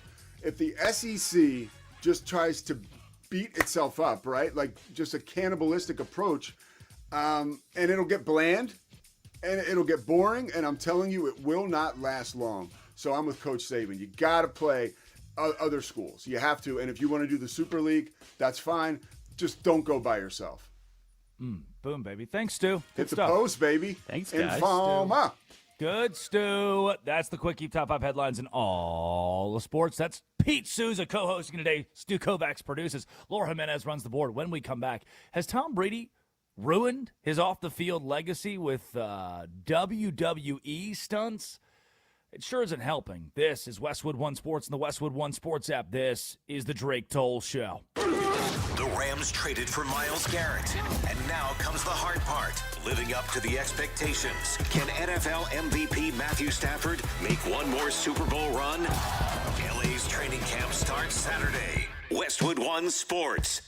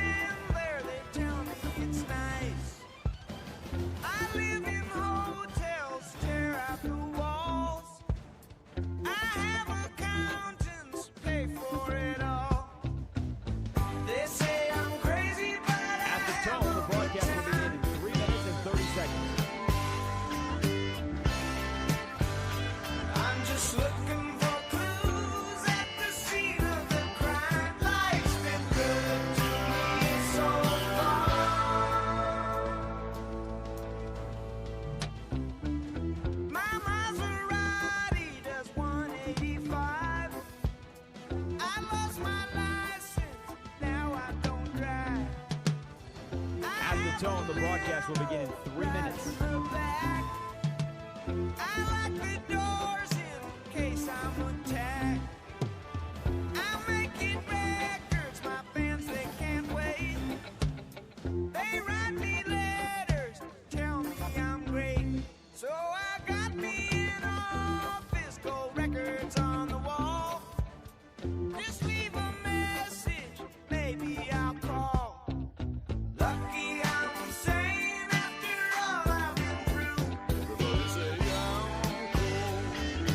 He's cool. I can't complain, but sometimes I still do. Life's been good to me so far.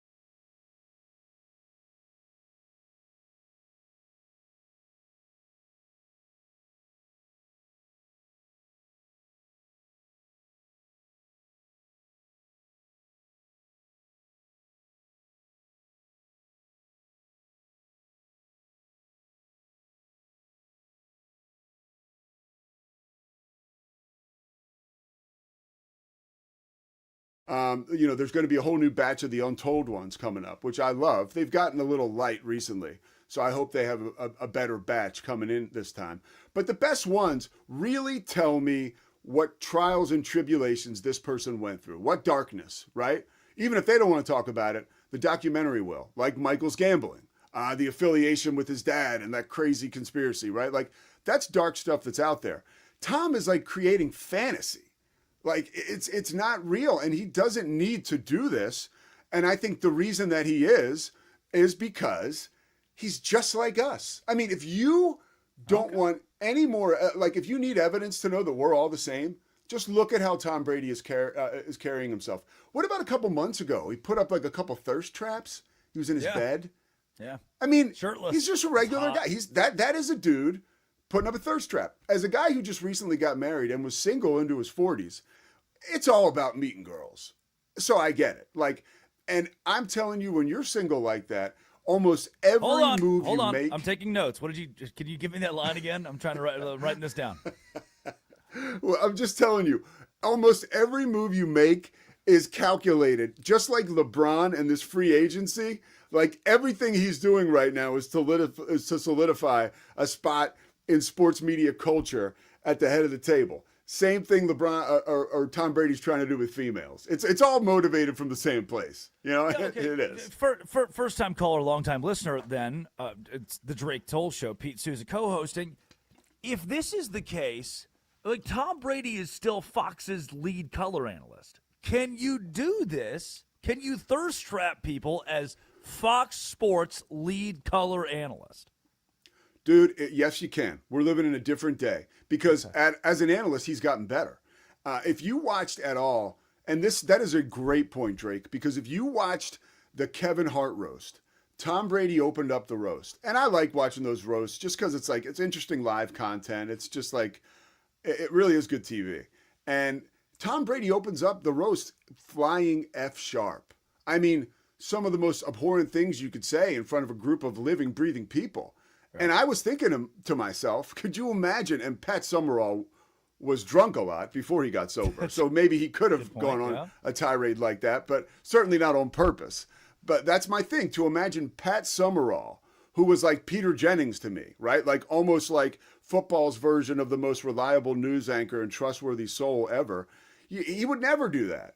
Now, would John Madden? No, not him either. If we're going to talk analysts, because that's what Tom is. But it's just a brand new day, and it's changing with the times. So yes, to answer your question, as long as you're not breaking the law, you can do all that stuff now. You just like I have, and you too. I have a lot of different entities that pay me. I mean, it's a new frontier we're moving into. Yep, that's a fact. I mean, as the guy who wears a fur coat and glasses, but will wear a fur coat and glasses on ESPN at 7:00 Eastern time tonight. But that's your job, dude. That's your job. Yeah, and I think there's a difference in what Brady's doing versus the banana ball party animals, and there's a pretty distinct difference. But I think we do a lot of things for either the attention beats marketing 100% of the time. We talk about that a lot with the Savannah Banana. Attention beats marketing.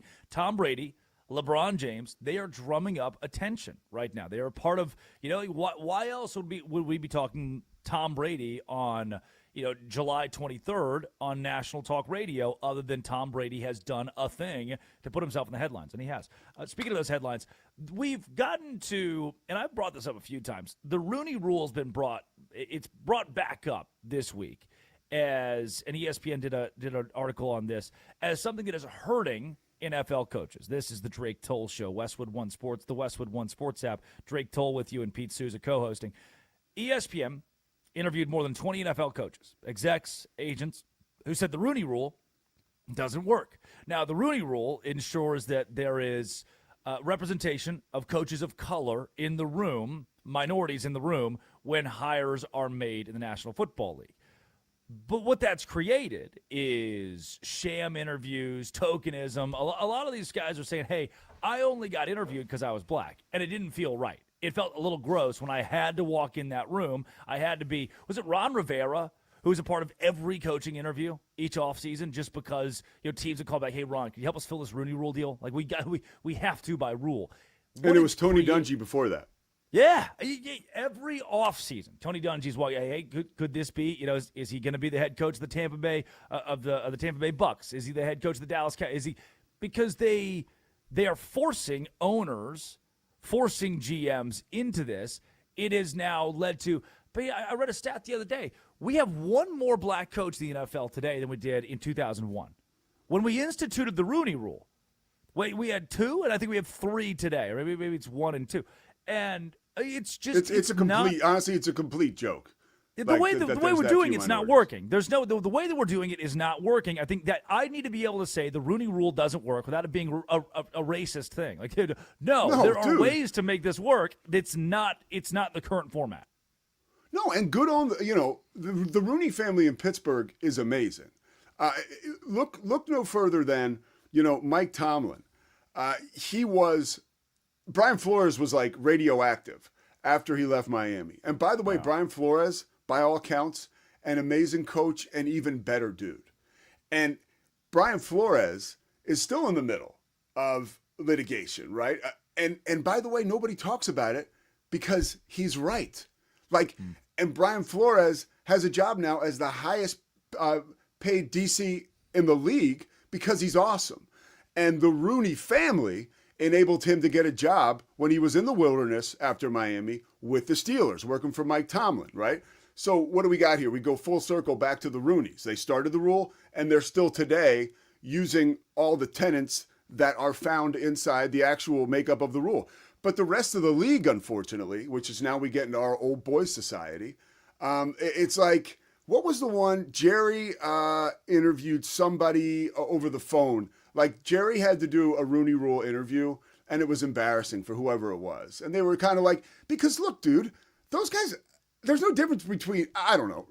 I think we're all the same. I mean, races, we have different experiences that shape who we are.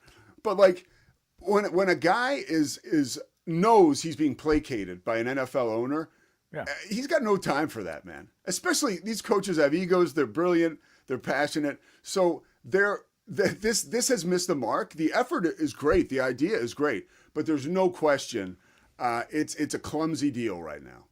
Yep. Tangible ways to fix it, by the way. Here's the thesis. Here's the water cooler. I don't want to give you problem, no solution.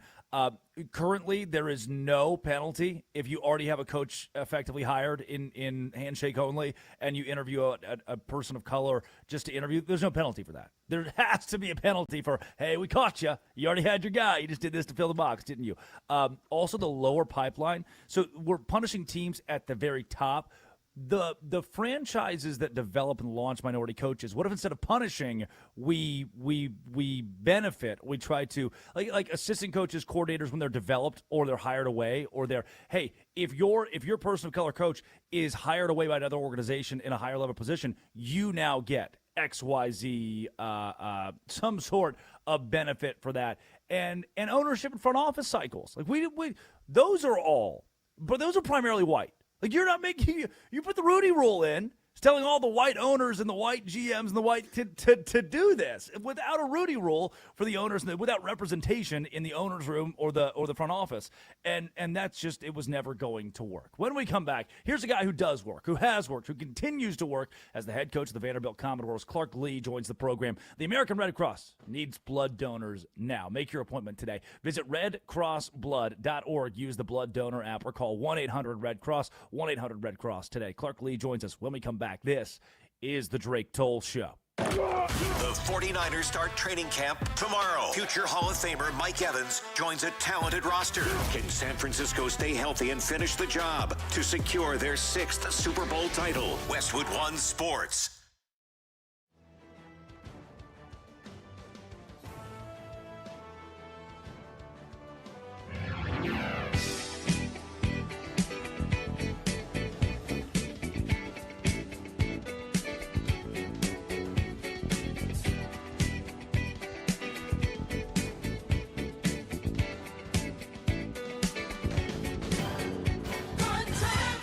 At the tone, the broadcast will begin in 4 minutes, 30 seconds.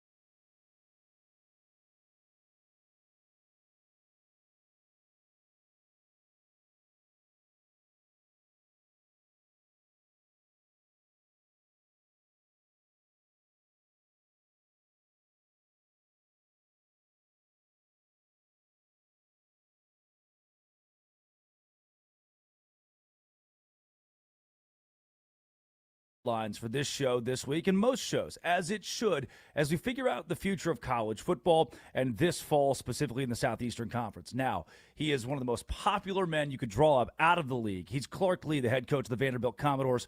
Coach, thanks for joining us up early this morning. We talked to John Sumrall yesterday of Florida. I know it's weird to name drop to start this, but he sounded like he was going into war before he walked into the convention center at SEC Media Days. Have you had a chance to decompress from your time with the media this week? Yeah, I listen. It's quite an experience, but it's also fun for me. Getting a chance to represent something I believe in, and speak to the parties that I'm most concerned about. That's first of all my team. Second of all, the Vanderbilt community. Third, the national community, and share a message about where our team is and what we're aiming for is really meaningful to me. So I don't know that I quite have the same mindset going in. I enjoy it, and also enjoy the fact that it's a kind of always a mark on the calendar that says when I get back to Nashville, we're in full-blown season mode, which is really exciting. Every time we start the college football season, I think the world kind of comes alive. So a lot of positive things, and certainly enjoyed my time in Tampa. Coach, I'm glad you started there because the football side of this, I think, got lost on a lot of people. A ton of high-level questions about the future of college football, the future of the SEC. From your chair as a football guy, at what point, are you just ready to get to the football part of the whole football season? Well, I'm extremely ready. I don't know. The team has a ways to go to be prepared.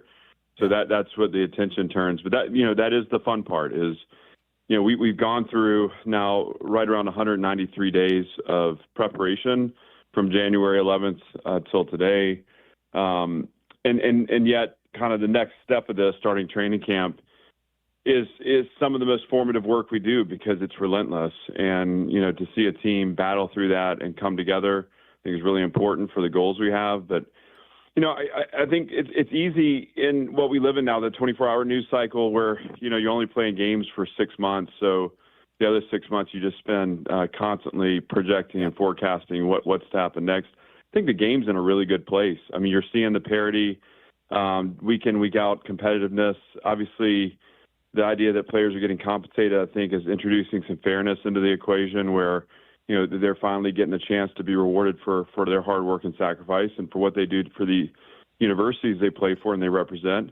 And yet I think we all know that there's work that needs to be done to make sure this model is sustainable and that the game is protected over time. That's not going to take away at all from what's about to transpire, at the start of September where, we're going to fill stadiums and celebrate the great game we love. And I think there's always reason to be excited for that. Pete Souza, more on that football. Amazing job getting Jared Curtis, a five-star that you flip that was supposed to play at Georgia. Now he's playing for you, and he's filling some big shoes with Diego Pavia leaving, but he's also a freshman. How do you handle the challenge of putting a freshman quarterback out there in this SEC that we know is just week in, week out? A bloodbath. Like, how do you get him ready for that?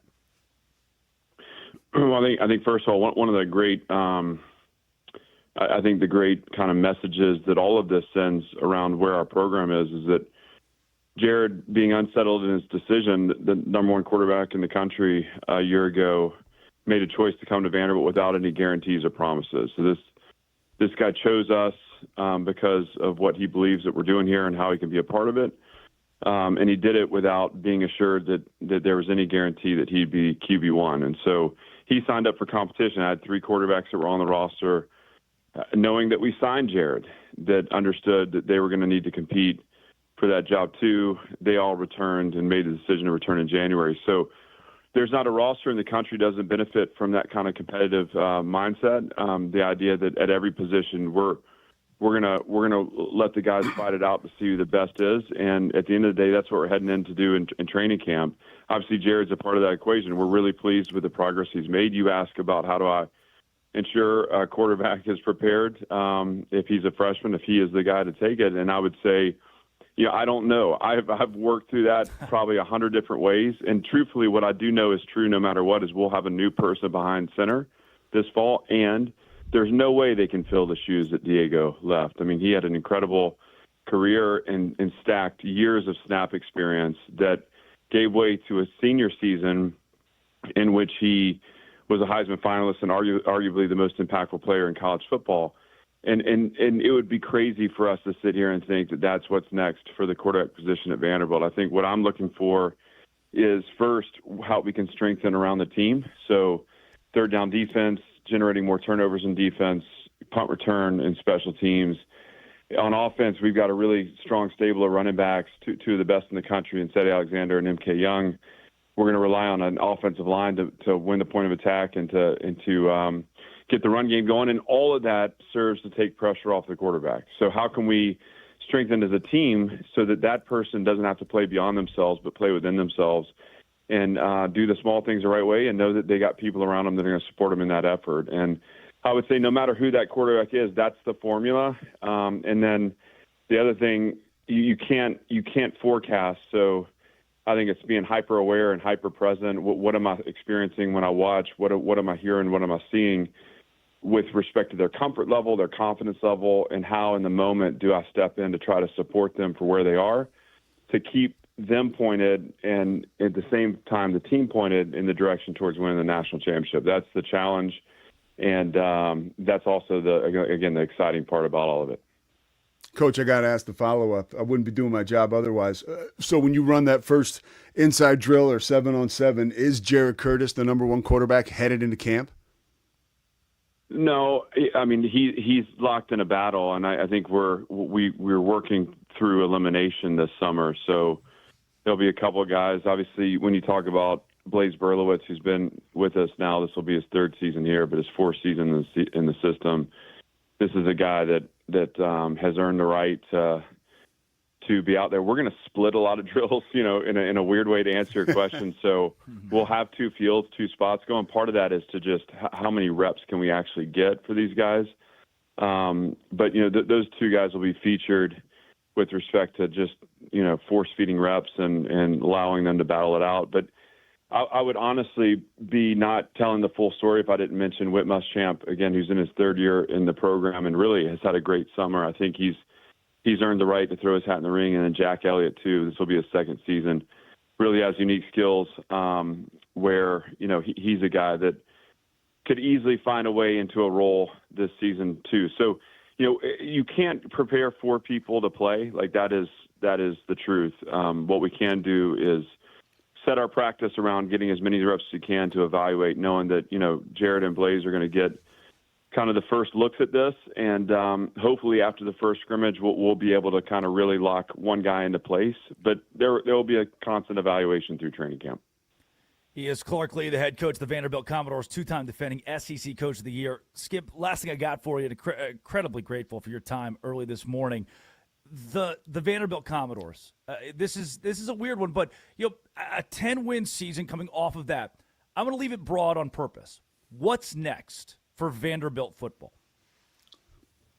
Well, I mentioned this on Tuesday. I think there's some great things that this group's inherited from the last couple of years of this program. But I think it's easy to point to the last couple of years and say we've had some points of success. I think some of the things have been inherited from the lowest moments, 5 years ago. And that has to do with culture, attitude, environment. It's a Vanderbilt football program that expects to win. That is about standards over excuses. It's about responsibility and the understanding of what it means to play Vanderbilt football. I think this group is still working on solidifying that foundation and committing and trusting that foundation. And what I mean by that is every year you're gonna look to add snap experience to the top end of your depth chart. We've done that. This is actually the most experienced team that we've fielded since we've been here. And yet some of those snaps come to us from other programs. And so retraining people how to understand what it means to play for this program and what are the strands of DNA that are represented in the way we play. That's the work that we're pointed towards. As far as, the expectations of the year, like we expect to win every game we play. I mean, I wouldn't want to be a part of anything that didn't have that attitude. I think what I am most concerned about is making sure that those inherited elements are there. You know, the things that we've learned from the previous years show up for us. And beyond that, that this team gives itself the best chance to fully express itself. And that means that, again, there's an attitude, there's an awareness, there's a level of relationship or relatedness that we bring to our work every day so that, no matter what the scoreboard says, no matter who the opponent is, we're prepared to bring our A game every time we step on the field. When we do that, typically in this program, good things happen. When we don't, we leave it to chance. And so that's where our focus and energy lies right now as we head here into training camp. I know that title means so much to you, head coach of the Vanderbilt Commodores in a double-digit win season. Look forward to seeing you do it again in 2026. Coach, thanks for your time. Thanks, Hey, Coach. thanks, guys. Great to be with you. Yeah, Clark Lee, the head coach of the Vanderbilt Commodores. Pete, that's the tough. I mean, when you're in a place where winning wasn't exactly the standard for a couple decades, Vanderbilt was in need of revival. Clark Lee walks in, he does that, and he went 2-10 in his third season. They trusted the guy, and he proved them right. That's the dude you want to talk to. Like, that's a dude you talked about program building. That's Mike Krzyzewski, right? Like being on the brink of getting fired at Duke. That's a belief in yourself and support from the administration. And in a situation like that where you're always on the clock in the SEC. When I was in college, my girlfriend was at Vanderbilt, and one of my best friends was too. I ended up spending a lot of time there. The city was a little slower. The football team was very slow. And he and his program, with the rise of that city together, it's been really cool to see him reach these heights. When we come back, we'll give you our idiots of the day. Clark Lee's not one of them. This is the Drake Toll Show. This is Westwood One Sports.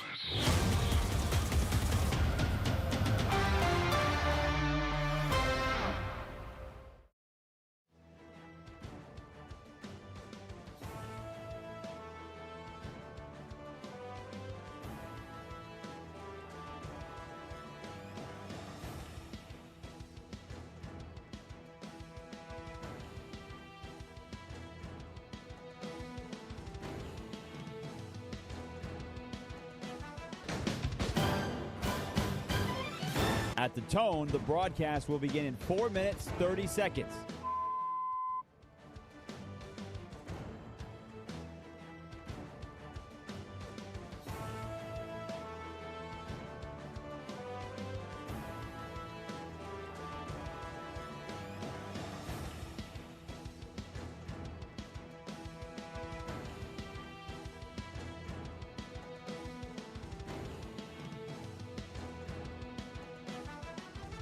At the tone, the broadcast will begin in 4 minutes.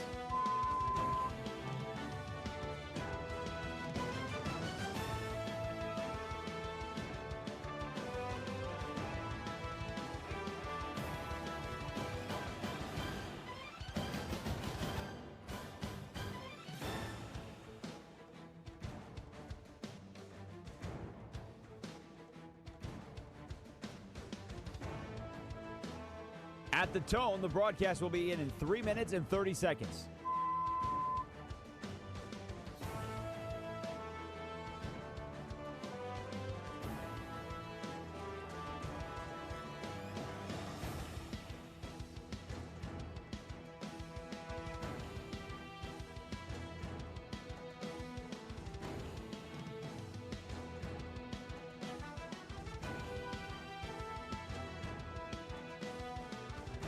At the tone, the broadcast will begin in 3 minutes.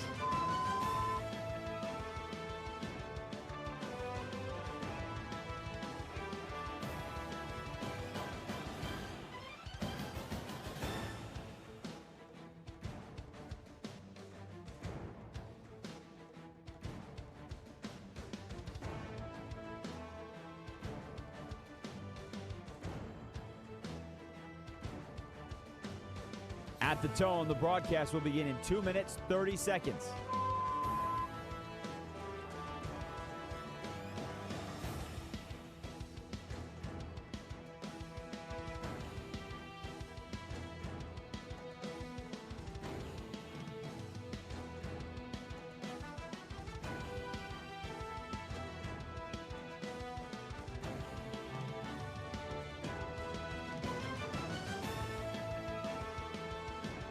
At the tone, the broadcast will begin in 2 minutes.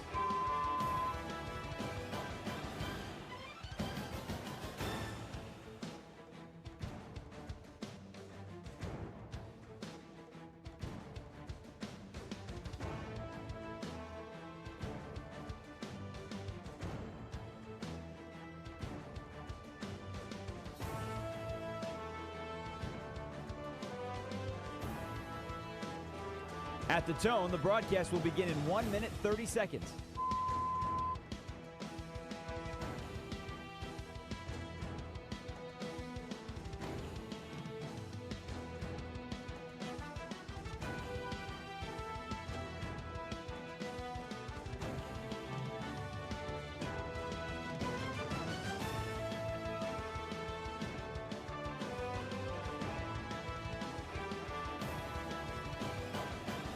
At the tone, the broadcast will begin in 1 minute.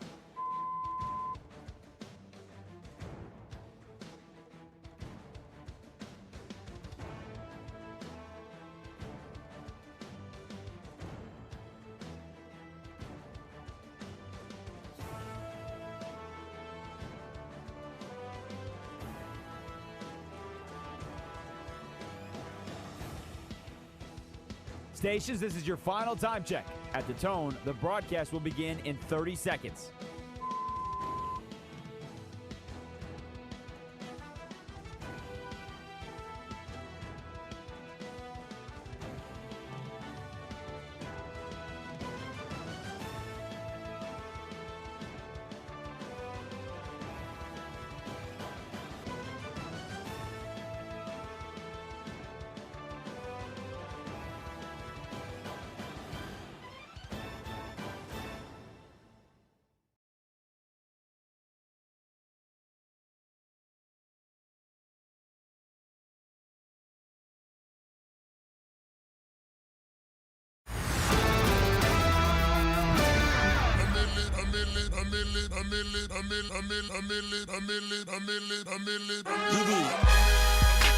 It is the Drake Toll Show.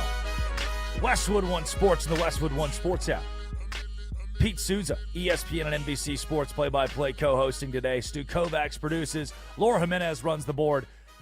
Just got done with Clark Lee, the head coach of the Vanderbilt Commodores. Great get, Stu. Stu strikes again. Really Beat good Stu. stuff. Really good stuff from Stu.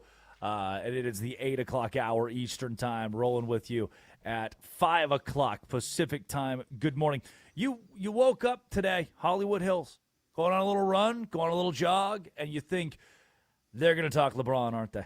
They've got to talk LeBron. They've been talking LeBron all week, but not yet. That's not the case yet. And across the sports world right now, there's still plenty going on. We don't have to be dominated by, again, Josh Graham called it la fatigue. He's done. He's tired of talking about LeBron James. The WNBA. Last night, another technical foul for Caitlin Clark, who could be suspended if she gets one more technical this season. She's putting herself in a bad position, and the WNBA is putting themselves both. Two wrongs don't make a right here, but Caitlin Clark with flops and yes, obsessive complaining, not helping her own case, and the WNBA is not handling this well. And I guess there are beat writers, there are players who are not handling this well from a PR standpoint. The Boston Red Sox, 15 straight wins. They fall short of 16. Would have been a franchise record. They lost last night to the Baltimore Orioles 5-1 after winning Game 1 of a doubleheader. Tom Brady, WWE, ruining his legacy. The Rooney Rule, to allow more representation for people of color in the NFL to be coaches. The Rooney Rule is in place, but it's not working effectively. Now coaches are speaking out against it. And grass. Pete, on the weekends, it's my favorite thing. That's grass, the football field.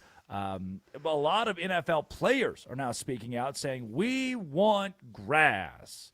Now, 10 years ago, that gets you suspended for 16 games, but today it's much better than the turf option, at least in the eyes of the players. It's Westwood One Sports, the Westwood One Sports app, 310-840-4910. You can call or text the show. It's time to start our hour, though, with our Idiots of the Day.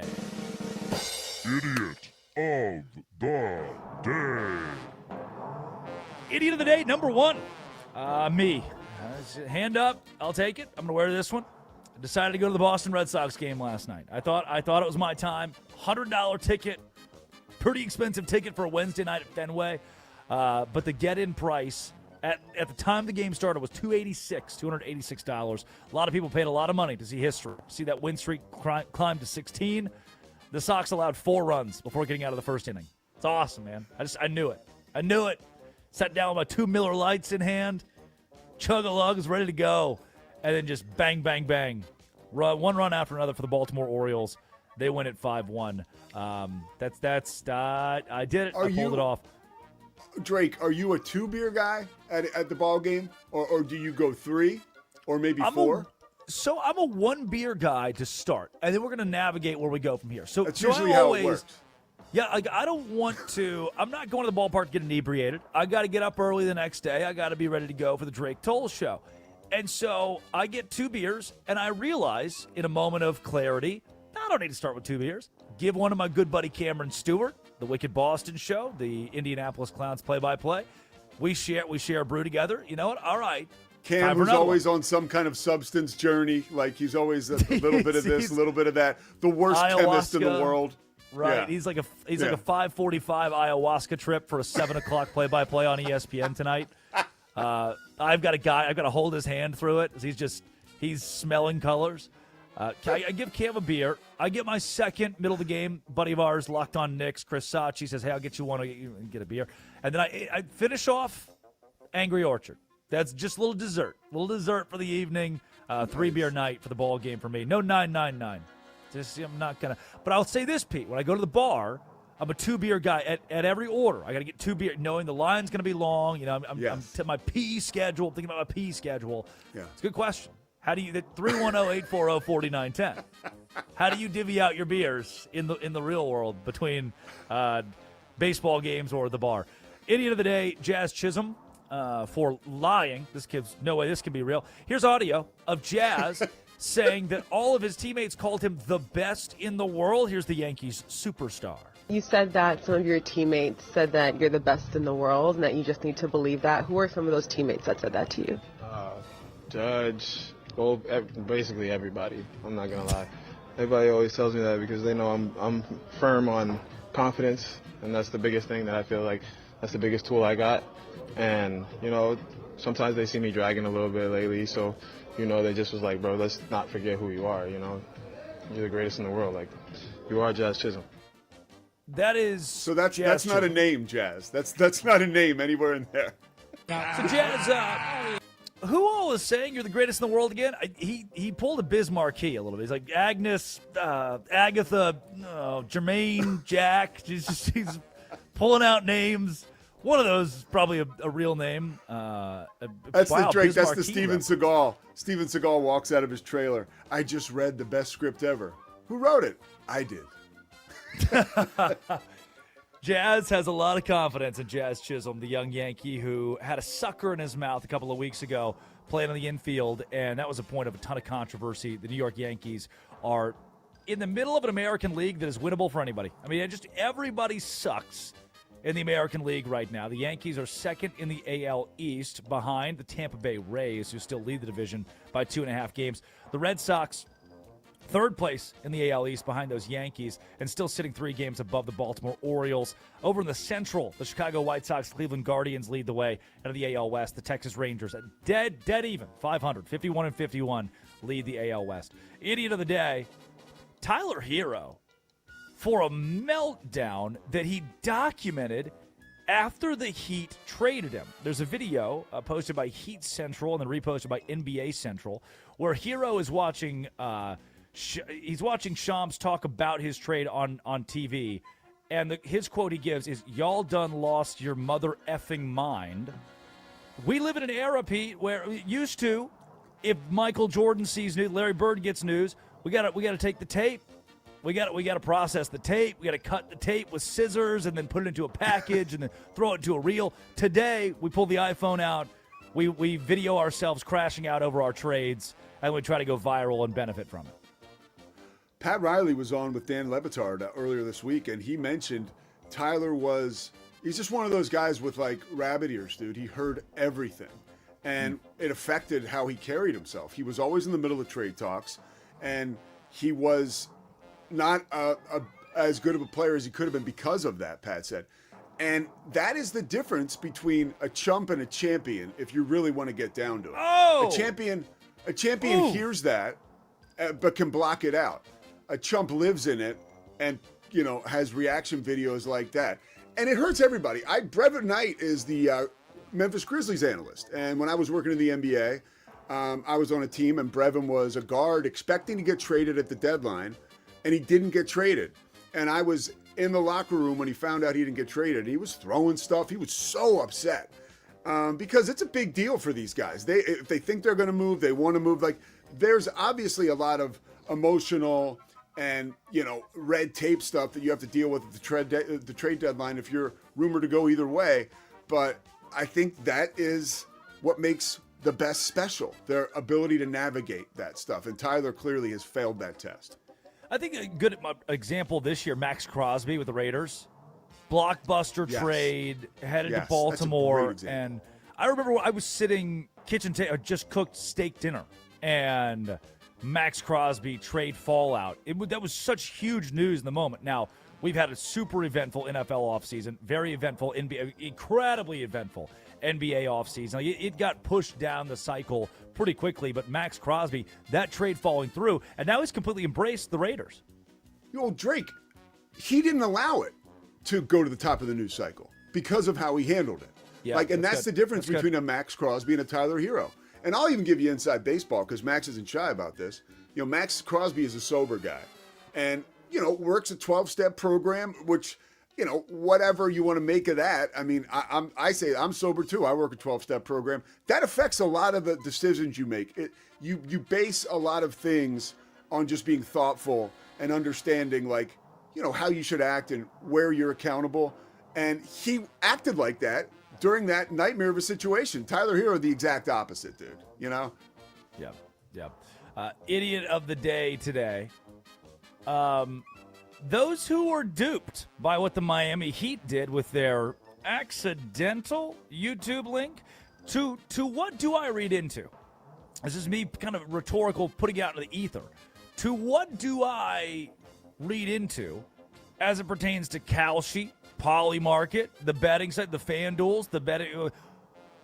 With the Miami Heat releasing this introductory press conference link on YouTube and then deleting it afterward, but pushing the news cycle with it, these betting lines started to change, to ebb and flow and shift. Starting to feel like every move that is made in professional sports now has some sort of betting tie toward it, because that's where the big money is. Yeah, you're right, but there's nothing to see here. With LeBron, I think we just go back to history. We go back to history, dude. It was Magic Johnson standing in LeBron's driveway, the last time he was a free agent. We knew that was happening, right? He was going to LA. But before that, the decision, nobody knew. The teams didn't know until he made the decision. So for anyone who thinks that people on Kalshi know what's happening, no, they don't know anything. They just think a decision is going to be made in the immediate future, so everybody rushes to lock in their odds. And that's why you see those markets change like they do. But there's no insider information there. Idiot of the day. Those who aren't excited for the diary of a polarizing figure. Ooh. Pat McAfee tweets, for as long as I can remember, my mere existence has made people hate my guts. I've been writing songs about it for 20 years, and it's time to let them out. A lot of headlines and narratives. If I was to die, I'd like my kids to know exactly who their dad is via a rap album. I do find that line a little funny. like kids, we lost your father. But if you want to know who he is, let's turn on his mixtape. it's Pat McAfee rapping. I spent some time with Pat about a month and a half ago over in Indianapolis. And straightforward, genuine dude. He is himself. And whether that's high energy or low energy, it's the same vernacular, it's the same rhetoric, it's the same. He's just an appeasable guy. And you see this in a lot of his interviews, whether he's interviewing the president or Jelly Roll or J.J. Watt, he's got this kind of everyman. He brings it down. He brings everybody on the same level, which is a mark of a great interviewer. McAfee, for as great as he is at a lot of things, I'm not sold on the rap album, Pete. I'm not sold on the rap album. No, initially I thought it was a documentary, and I was like, "Oh, this will be awesome." And then I was like, "Wait, what?" No, I don't think so. I got a question for you. When you are with somebody like McAfee, because I would think if I'm Pat McAfee, I meet you, I'm like, "Oh, like this guy's in my orbit, just the kind of guy he is and what he's trying to accomplish." Does he understand that? Like when he's dealing with you and the bananas, and he's talking to a guy like you, does he treat you a little differently? Like you're kind of one of his. Yeah, I think, Pete, you've seen this on the media side, and I bet a lot of people listening today would consider themselves kind of like the everyday man. Like my dad doesn't care about autographs. If he ran into Houston Nutt, the Arkansas football coach, tomorrow at Alubi's, he's probably not even going to approach him. He'd look at my mom and be like, "Wow, it's Houston Nutt. I really appreciated his time at Arkansas." Like, go talk to him. Nope, not going to bother him. I think a lot of people are like that. Pat seems like he's the kind of guy that, and Pete, you're like this, where when you meet somebody of status and profile, you know from the first handshake what this interaction is going to be like. And so when I dap him up, it's not, "Oh my gosh, Mr. McAfee, it's such an honor to meet you." Like, that sets the wrong tone. It's just, "Hey, Pat, appreciate you, man, for doing this, for coming on the air with us, for hanging out, for being here. I got the headset for you. Whatever we can do, we're going to make it happen." And you go from there. If you kind of level the playing field, it gives them an opportunity to be super genuine, And so he didn't play it up. Like the guy, the whole day, the time I spent around him, he was just down the middle, even keel. "I'm Pat McAfee. Good to see you." I like a guy like that. I appreciate a guy like that. I love a guy like that. I love a guy like that. Something about it, man. There's something about it. It's the Drake Toll Show on Westwood One Sports, the Westwood One Sports app. Pete Souza co-hosting this week. Let's give you Idiot of the Day. Oh, come on, Laura. Idiot of the Day's not over yet. Oh, no. This one's awesome. Idiot of the Day, those who have term limits. What? Here is the president yesterday on his candidacy. That he announced something in Georgia yesterday.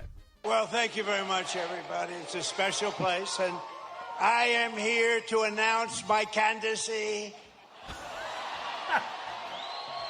I'm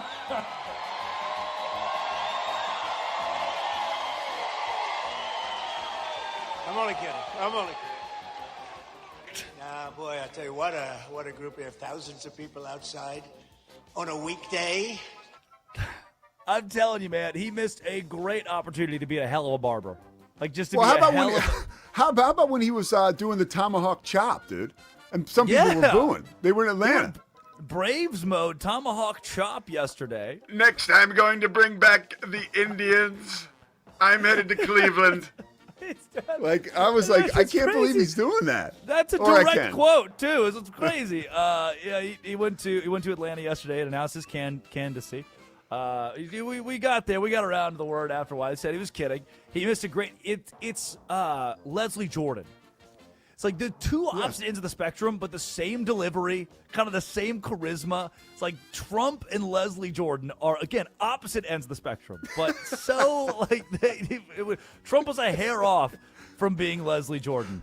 Final idiot of the day. Let it die, Bobby Portis. Let it die. The old Arkansas Razorback turned Miami Heat legend with a little 6'7" joke when asked about LeBron James joining the Heat. Would a Giannis LeBron with you, Bam, what would that be like? I don't know. What the kids say, 6'7". You know what I'm saying? Giannis 6'7" and LeBron 6. You know, and they hit that 6'7". I don't think that's how that works, Bobby. I don't think that's how that works. I've never heard 6'7" out of context. I have there. I don't think Bobby knows what 6'7" means. This is the same guy that tweeted, "Hogs looking good tonight." One of the great tweets of all time. Out of context. Hogs looking good tonight. Just me at the urinal. Just me standing at the urinal. Just Hogs looking good tonight. Yes. Pete Souza of ESPN and NBC Sports. Play-by-play. Laura Jimenez runs the board. Thank you, Laura. And Stu Kovacs produces. Good, Stu. Thank you, Clark President Lee. Trump. John Sumrall. Man, we got ESPN's lead soccer guy. We got the all-time SEC passing leader this week. Good, Stu. This is good. It is Westwood One Sports, the Westwood One Sports app. This, when we come back, is the time when we talk about LeBron James. And the WNBA. Are they getting it wrong? Is Caitlin Clark getting it wrong? Is she in the wrong finally? Because we've been defending her a lot. This is the Drake Toll Show. The 49ers start training camp Saturday. Future Hall of Famer Mike Evans joins a talented roster. Can San Francisco stay healthy and finish the job to secure their 6th Super Bowl title? Westwood One Sports.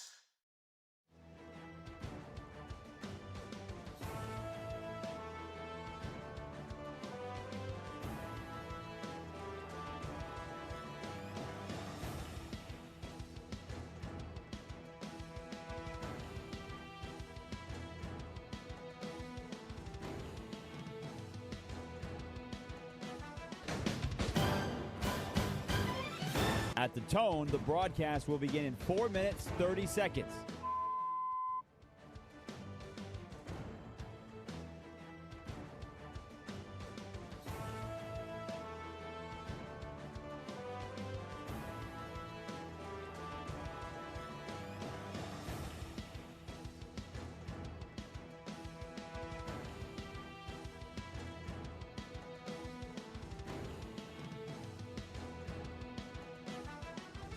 At the tone, the broadcast will begin in 4 minutes.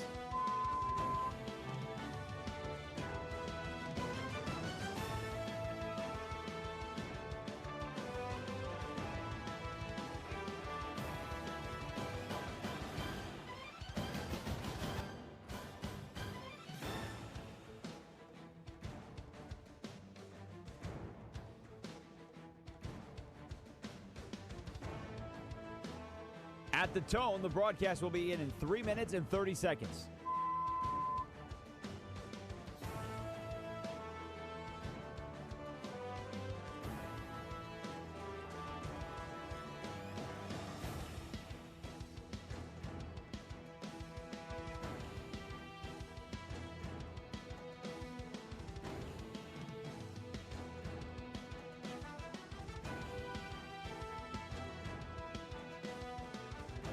At the tone, the broadcast will begin in 3 minutes.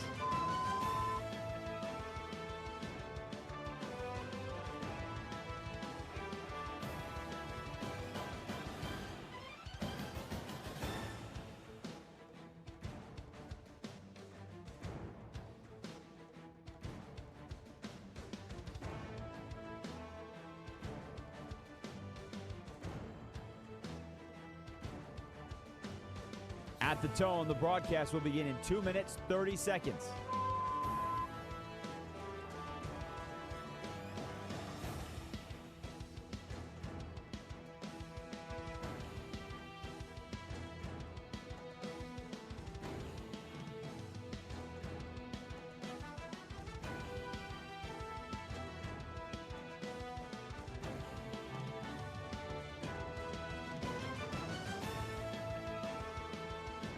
At the tone, the broadcast will begin in 2 minutes.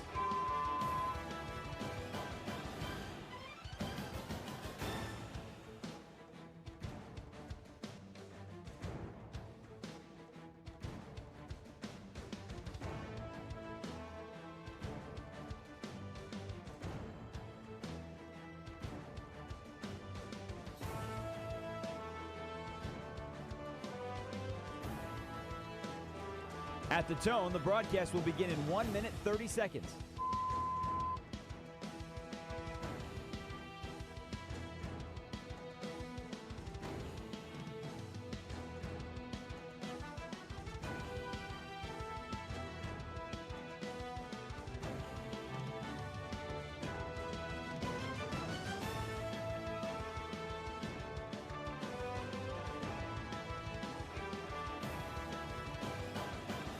At the tone, the broadcast will begin in 1 minute.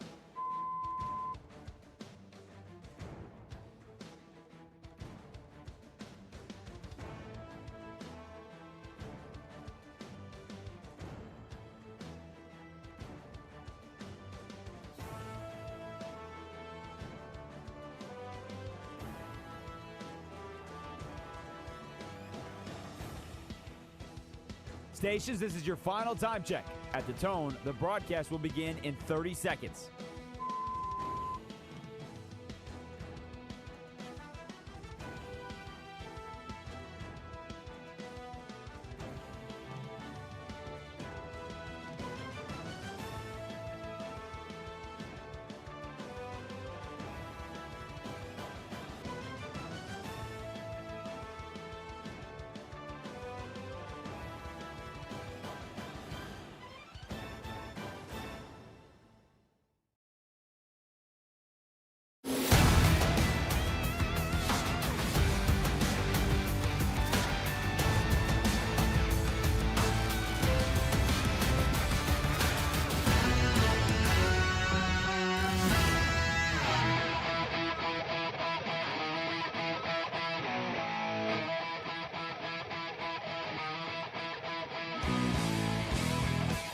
It's the Drake Toll Show.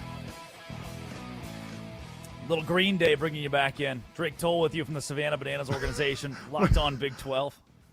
What? No, you know that's not Green Day, right? Yeah, man. This is it dates back to Waco, Is that a Texas. thing? Okay, I didn't say anything the last time. I just wanted to. Okay, I'm good. I was hosting a radio show in Waco, Texas, ESPN Central Texas at the time, and every time coming back for the break, we'd play, like that would play, and say, Lincoln Park brings us back.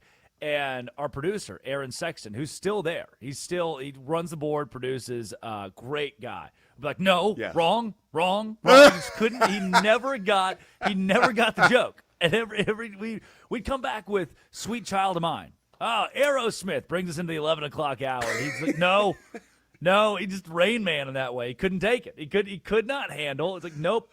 Got to say the right song, the right artist. Have to. Jeopardy at 9. 141 toothpicks. He is Pete Souza, co-hosting this week, NBC Sports and ESPN play-by-play. Drake Toll with you. 7 o'clock tonight on ESPN. Yours truly and Cameron Stewart, the Indianapolis Clowns and Party Animals, the Banana Ball Championship League, will square off on national TV. So here's just a quick aside before we jump into this. All right. It's the LeBron thing. You can give me a minute before we get to the LeBron thing. You can give me a minute here and bear with, then we'll get right back to LeBron. Fine, I know. Stu Kovacs produces. Cam called me one day. I was probably a sophomore, and you may have never heard of Cameron Stewart, but this is a feel-good story. I was a sophomore in college. He calls me, says, hey, I just got out of local news. He was working at a Fox station in Waco. He said, I just need a job. What do you got? What do you know? What do you know about? And so him and I started working together doing tours. We were tour guides in Waco, Texas. I know what you're wondering. What do you look at in Waco, Texas? Man, it's not a lot. It's a pretty quick loop. You get in, you get out. We were tour guides together, started writing at Sports Illustrated together, did some podcast work, and now 6 years later, tonight Cam will make his ESPN play-by-play debut. From tour guiding together in Waco, Texas, to ESPN tonight with the Banana Ball Championship League. Pretty awesome, full circle stuff. Somebody make another trip around the silos. Let's do it, right? That's the tour. It's all the Chip and Joanna stuff, man. A little bit of Baylor Bears thrown in there, sprinkled in there. Gosh, Pete, the LeBron thing, and I know we've got to keep coming back to it. It is my biggest question today, as more stories come out of either Rich Paul or, you listen to radio stations in Cleveland, Dallas, Miami, everybody's saying something different. Everybody's giving you a new nugget, a new note. And my question that I keep coming back to, I guess, today specifically, is what is best for the NBA? Like, if you're Adam Silver, if you're a fan of the NBA, what is best for the NBA to make LeBron James, 2 words, must-see TV?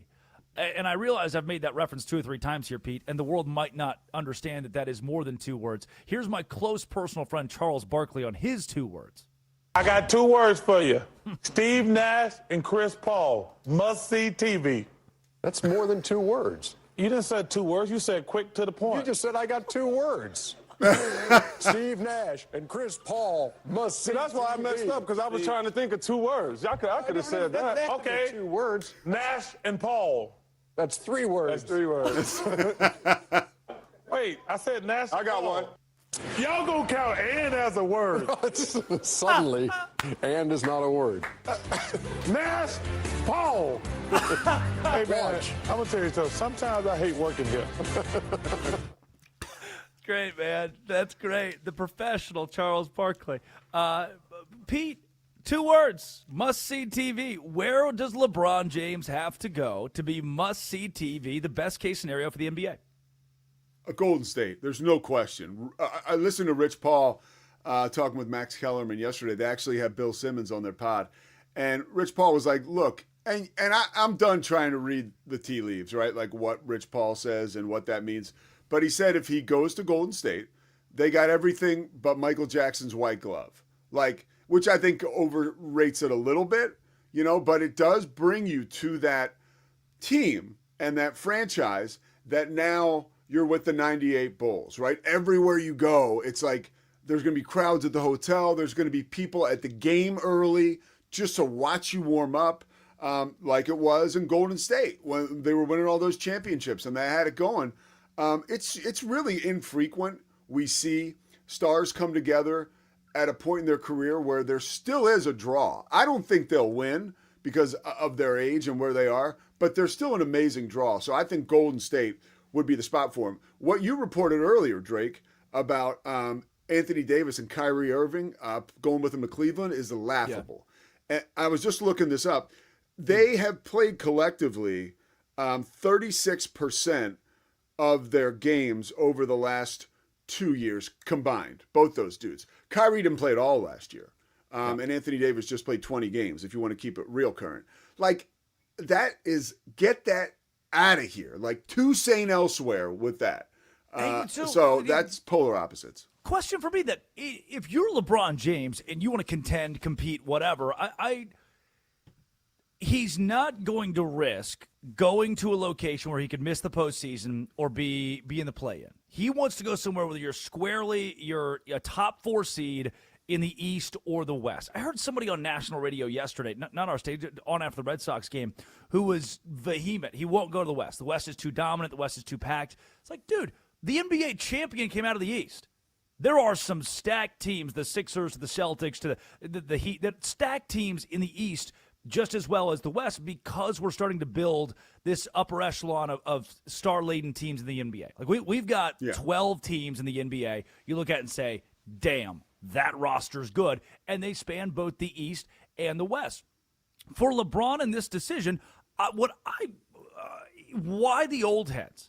You know, like we've heard older players talk about, hey, I'd love to play with a young 22-year-old guy. I'd love to play with a Con Knippel. I'd love to play with a Cooper Flag. I'd love to play with a... But LeBron James just wants to play with his old friends. Those old friends are dead weight. It's lazy, and they are dead weight. And it's not. It's the easier, softer way, and it's usually not LeBron's MO. But when you're this late in your career and you got that much juice, you want to go out the way you can go out. And I think it is sort of intoxicating for these guys to be able to command these absurd requests, and actually sometimes they get delivered. Can I raise you? Can I? LeBron James, the decision, 2010. He's tried to live that down since it happened, and he has been fairly public about how I'm never going to do that again. Oops, probably wasn't a great look career-wise, legacy-wise. The Akron homecoming letter. The pre-free agency stuff, Rich Paul, even in this cycle, dropping hints and notes and nuggets, teasing retirement a couple of times now. I think it was when they lost the Nuggets in 2023, got swept. He went in and said, he had a lot to think about. It was 3 years ago, Pete. 3 years ago, he alluded to possibly retiring. Cryptic posts on social media or staged outcries. He unfollowed the Cavs on Twitter, and he would follow the Heat, then unfollow the Heat. It has followed this guy. Attention has followed this guy. If the report from Kevin O'Connor is true, that he is waiting, he's holding out, he's slow playing it for either Anthony Davis or Kyrie Irving, I think that report, leaking that is just an intentional way to say, hey, keep talking about me today. Don't forget I'm still here, but it cannot be legitimate that LeBron actually needs to play with those two guys at his next location, because the problem with those two guys is they don't play. They can't play. The best ability is availability, and they have none. That's a waste. It's a waste. I think this is just another, you said earlier, tea leaves. This is another example of, what will the radio say today? And it's working. It's working. And you know this because you're closely affiliated with it, and I cover the games now. Used to work in pro sports and played sports. Like, these guys, and I'm not saying it's like in a negative, angry way, but they don't care about us. Like, they want fans to be happy. Like, trust me, like they understand like the everyman. Like, I'm not saying that, but like there's so much negative stuff out there about them every day, particularly now, that like they are just like, whatever. And if they can do something that gets the media on its heels and frustrates them and keeps people from taking vacations while keeping their name top of the fold, A1 on SportsCenter, guess what, dude? Like, they don't care about us. So don't think too deeply about the tea leaves, whatever. No, LeBron James isn't going to say, I'm going to give them a little morsel. Let me give, even the thing he did at Fanatics Fest, like, as a guy who grew up in Philadelphia, like, when he said trust the process 3 times, it's like, come on, dude. Like, and honestly, I worry about the little kid who's like, Dad, is LeBron going to come to Philly?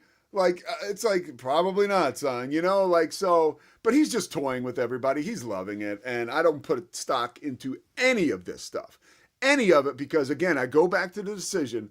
Nobody knew. The teams did not know. The Heat didn't know. You know what I mean? Like, so don't think that somebody's sitting there with an answer and they're just waiting on it. It is the Drake Toll Show, Westwood One Sports, the Westwood One Sports app. Pete Souza co-hosting this week. And this time yesterday, we had the head coach of the Florida Gators, John Sumrall, on. He was a Spitfire. You could tell he was going into war. He was prepared for SEC Media Days. He was amped up for his first shot at the media, major shot at the media as the head coach of the Florida Gators. Well, when he got to SEC Media Days, he was certainly the star of the show. Here's John Sumrall on the 9-game SEC schedule and how he's not going to complain for being an SEC football coach. I wasn't in the room when those conversations were had. I wasn't in this league yet. We're going to play anybody, anywhere, anytime. Who they put on our schedule, we're going to play. I'm not going to whine and complain about being an SEC head football coach. Wow. You got home run. The Missouri head coach, Eli Drinkwitz, who's saying, man, we can't play 9 games. It's going to wear us out. We can't do it. You got analysts on the desk saying 9's going to change the game in the SEC. It's going to ruin the SEC. John Sumrall hasn't coached a game in the conference, stands up at the podium, says, I don't give a rat's ass. I don't care. Make us play 12 SEC games. I'm just here to win football games. I like that guy. So do I, and your players respond to that. There is an ultimate juice that comes from a confident coach, particularly in public, and it's way more relatable than some of these guys who are politicians, some year-round, some just at media days and conference meetings. But I so appreciate that attitude. I am in lockstep with you there, Drake. Oh, but you didn't appreciate this, Pete, and I'm excited to get your thoughts. Sumrall then went off on a reporter whose cell phone was ringing right next to his podium during his media. How things were going to unfold, and you'd be kicked out of our team meeting. I swear. Like, you're lucky I'm not going to throw this freaking podium right now. Like, it drives me crazy. I would say, who is that? But I'm not going to embarrass anybody. But no, Pete, I think he's going, and if he stops at you'd be kicked out of our team meeting, everybody laughs. If he stops there, we're probably kosher. He doubles down, keeps going a little bit. You think the bit went too far? Tom Crean does. I'm going to read the tweet. Tom's my buddy. We've called many a basketball game together. Tom's tweeted, he can't be serious on embarrassing that person. Do you think that they meant for the phone to go off? Did it really need that performative reaction? At least you got laughs at that person's expense. They don't work for you or play for you. Their job is important to them too. All right, Tom. Voice of the voiceless. I like it. Last thing I've got on this, well, 2 things. One, how do I get Tom Crean's tan? Where does that come in? How do I manufacture that? It comes with a 2 handicap. Gosh, man, that guy's top notch. And he can be that tan, by the way, as long as he's not coaching. Right? Like, if you're coaching and you're that tan, I don't want you as my head coach. Like, you're not in the gym enough. Yeah. You're not in the gym enough. And the other side of this, here's where I understand Sumrall a bit. I've been to, and Pete, you have too, to media days before.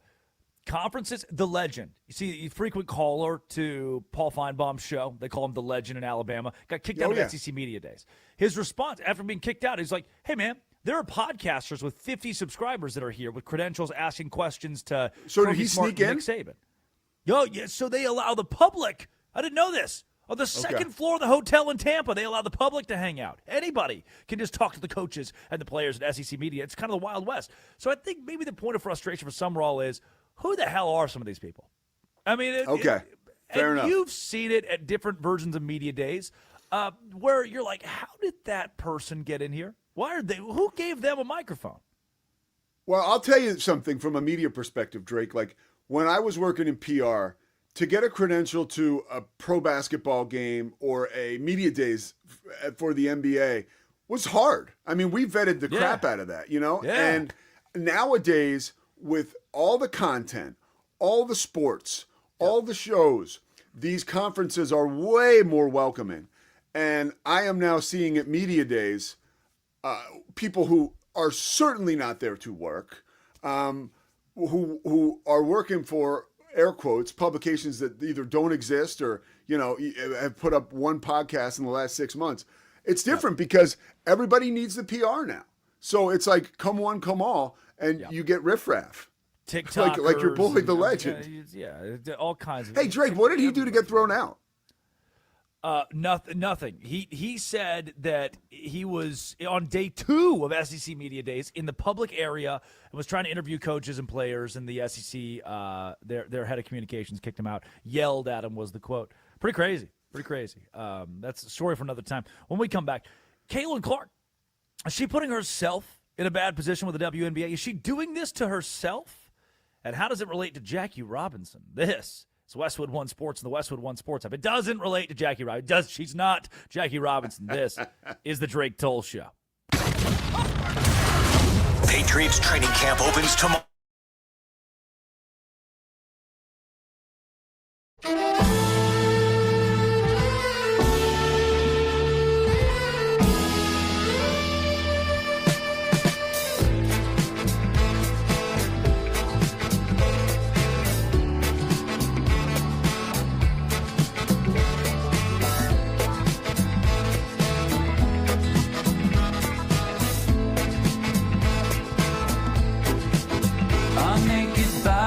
Go on trial just for laughing at the joke, just for saying of the bargain what any sales girl already knows.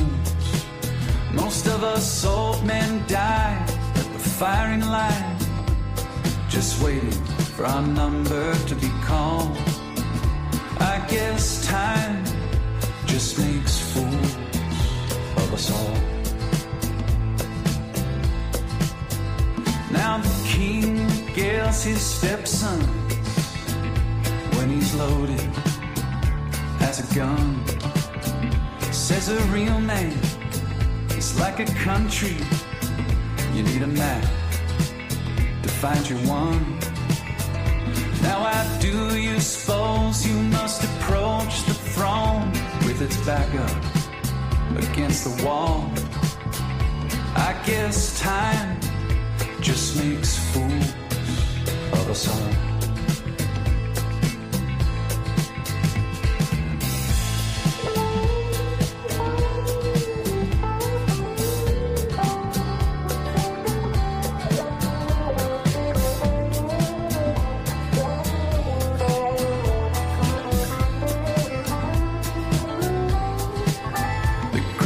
Minds of my generation, glad they conscripted in the war of defending any Goliath that would deign darken the door.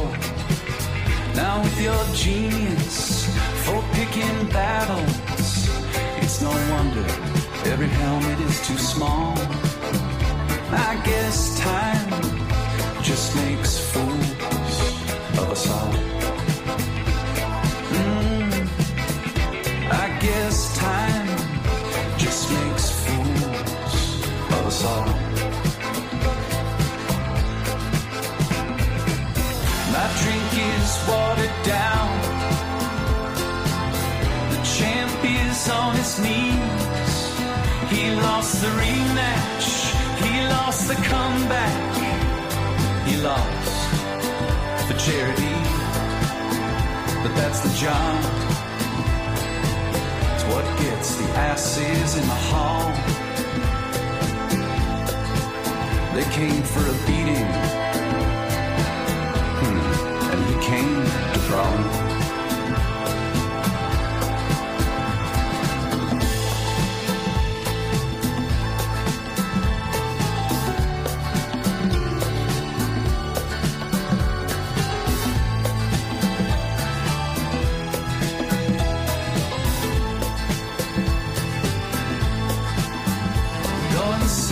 your client notice that of all the young gods I have known, yours is easily the least famous to turn down the cover of a Rolling Stone.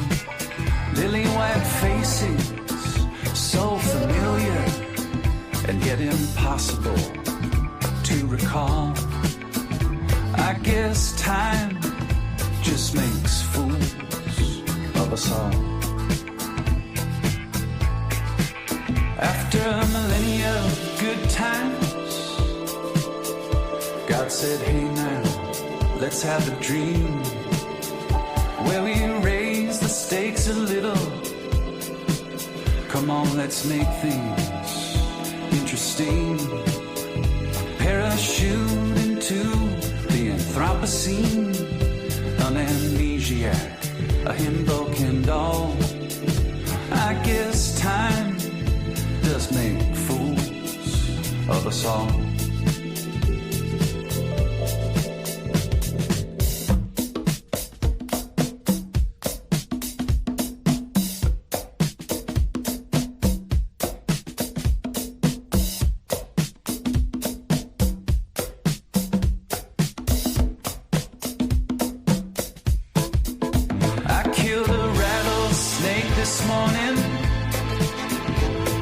Coiled up behind the truck.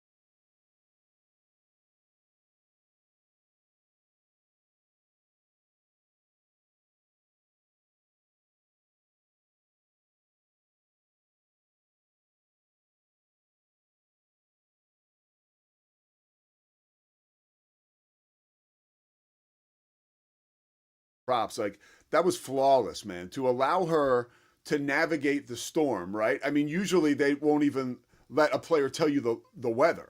Like we saw AZ Fudd, she was dating Paige Becker. She gets drafted.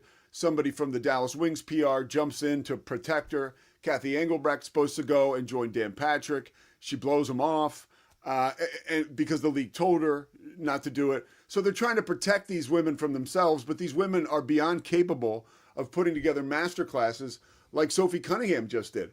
And honestly, shame on the journalists. Like, that is, you mentioned it, Drake. It is a sliver that came out as a byproduct of an ESPN story, but it's such a hot button topic that before Wednesday night's game last night against the Connecticut Sun, she answers like 50 questions as to like, and they're all negative. They're trying to drum up negativity and separate us further as a society. Like, it's not like Jason Kick covering the Portland Trailblazers in 2001, asking Ruben Patterson, like, hey, let's talk about like how many times you beat your wife, or like, you know, something that a guy who represents our city, we need to know about this. We need to hold him accountable. This is nothing. And it's frustrating that they continue to go there, dude. It really is. And then later in the day, the WNBA, and again, like, we've got to be mindful of how we treat athletes, right? Like, but the fact of the matter is, the WNBA releases their first statement in what feels like a long time, and it's like this black logo and the WNBA and, you know, don't be racist to our players. Like, yeah, no kidding, dude. That, just like what Drake talked about, that small, like, thimble of society, like, that is so small. Those crazy lunatics that operate on the fringe. Like, that's not the rest of us. You don't need a blanket statement for all of America to see that. Like, we get it, dude. Like, the people who are acting like that are abhorrent, bad people. And so, but that's your message. So it is super complicated. And we talk about this because it is super interesting. Yeah, we've graduated up a little bit, too, with how athletes are handling hard topics. I remember Mike Piazza 2001, held the I'm Not Gay press conference. Like, now all-timer, dude. It's an crazy. All-timer. That he just scheduled a press conference. Like, what, Mike, what's going on? He was like, I'm not gay. Yo, Drake, imagine the comments. Now you'd use Twitter, and you'd put that out there. Like, see, those people got robbed. We did back in 2001. That would have been great. And now you have Sophie Cunningham. At the very least, and I mentioned this, my sister plays softball at Baylor, and her opinion is, hey, would you compete against a biological male? I don't want to. Okay, it's not my role to say she's wrong. It's not I don't have that perspective. And if Sophie Cunningham does, she has the right to say that. She has the right to speak on that. He's Pete Souza joining the Drake Toll Show. And real quick, Drake, co-host. one thing. They try to vilify her. They try to vilify her, and then 2 minutes later, she's hanging with one of her best buddies, Brittany Griner, on the court. Yeah. And they are, like, having the best time. And that's what sports is. That's what it is. It's bringing together. It's cultures coming together. It's not this negativity trying to separate society. It shouldn't be, at least. But we love Kim Mulkey. We hate Sophie Cunningham, but we love Kim Mulkey. All right. It is time for Are You Smarter Than Drake Toll? It's a trivia segment every Thursday. All right, Laura, category number 1. Pete and I will play against each other. Come on. Let's go. Movies. Okay, this 2003 film won every single category it was nominated for, tying Titanic and Ben-Hur for the most Oscars won by one movie. Oh, Chicago. What? Nope. Drake? What is it? Not Chicago? No, I don't know. Oh, my God. The Return of the Hold King. on. Oh, no, all right. Return of the King. Lord of the Rings. Oh, no, I wouldn't have known Lord that. of the Rings? No chance. History. 250 years ago, the Continental Congress actually voted to declare independence from Great Britain on which day? It was not July 4th. July 1st. No. September 19th. No. What was it? July 2nd. Oh. All right, Opening day. Science. The human body is made up of 83 elements. 21 of those are essential. Name the top 4. What are we made Top of? Top 4 essential elements? Of our human body. Hydrogen. 1. Oxygen. H2O. Well, that's not an element, but it's close. What are the other 2, Laura? Carbon and nitrogen. Carbon and nitrogen. All right, final one. Why not? Who cares? Music. This Thank rapper is named after our. Well, I don't. Let's skip this one actually because I don't. Why? We're about to end the show. That's why. And it's done. And just like that, the show is over, whether you like it or not. She's Laura Jimenez running the board. Stu Kovacs produces. I gave her no time to play the game. Pete Souza co-hosting all week. To Armin Williams, Bruce Gilbert, Ryan McGuire, and Colin Jones. Thank you for a job. I sure appreciate it. It's Westwood One Sports, the Westwood One Sports app. Thanks, Pete. Thank you. We'll see you again tomorrow. This has been and always will be The Drake Toll Show.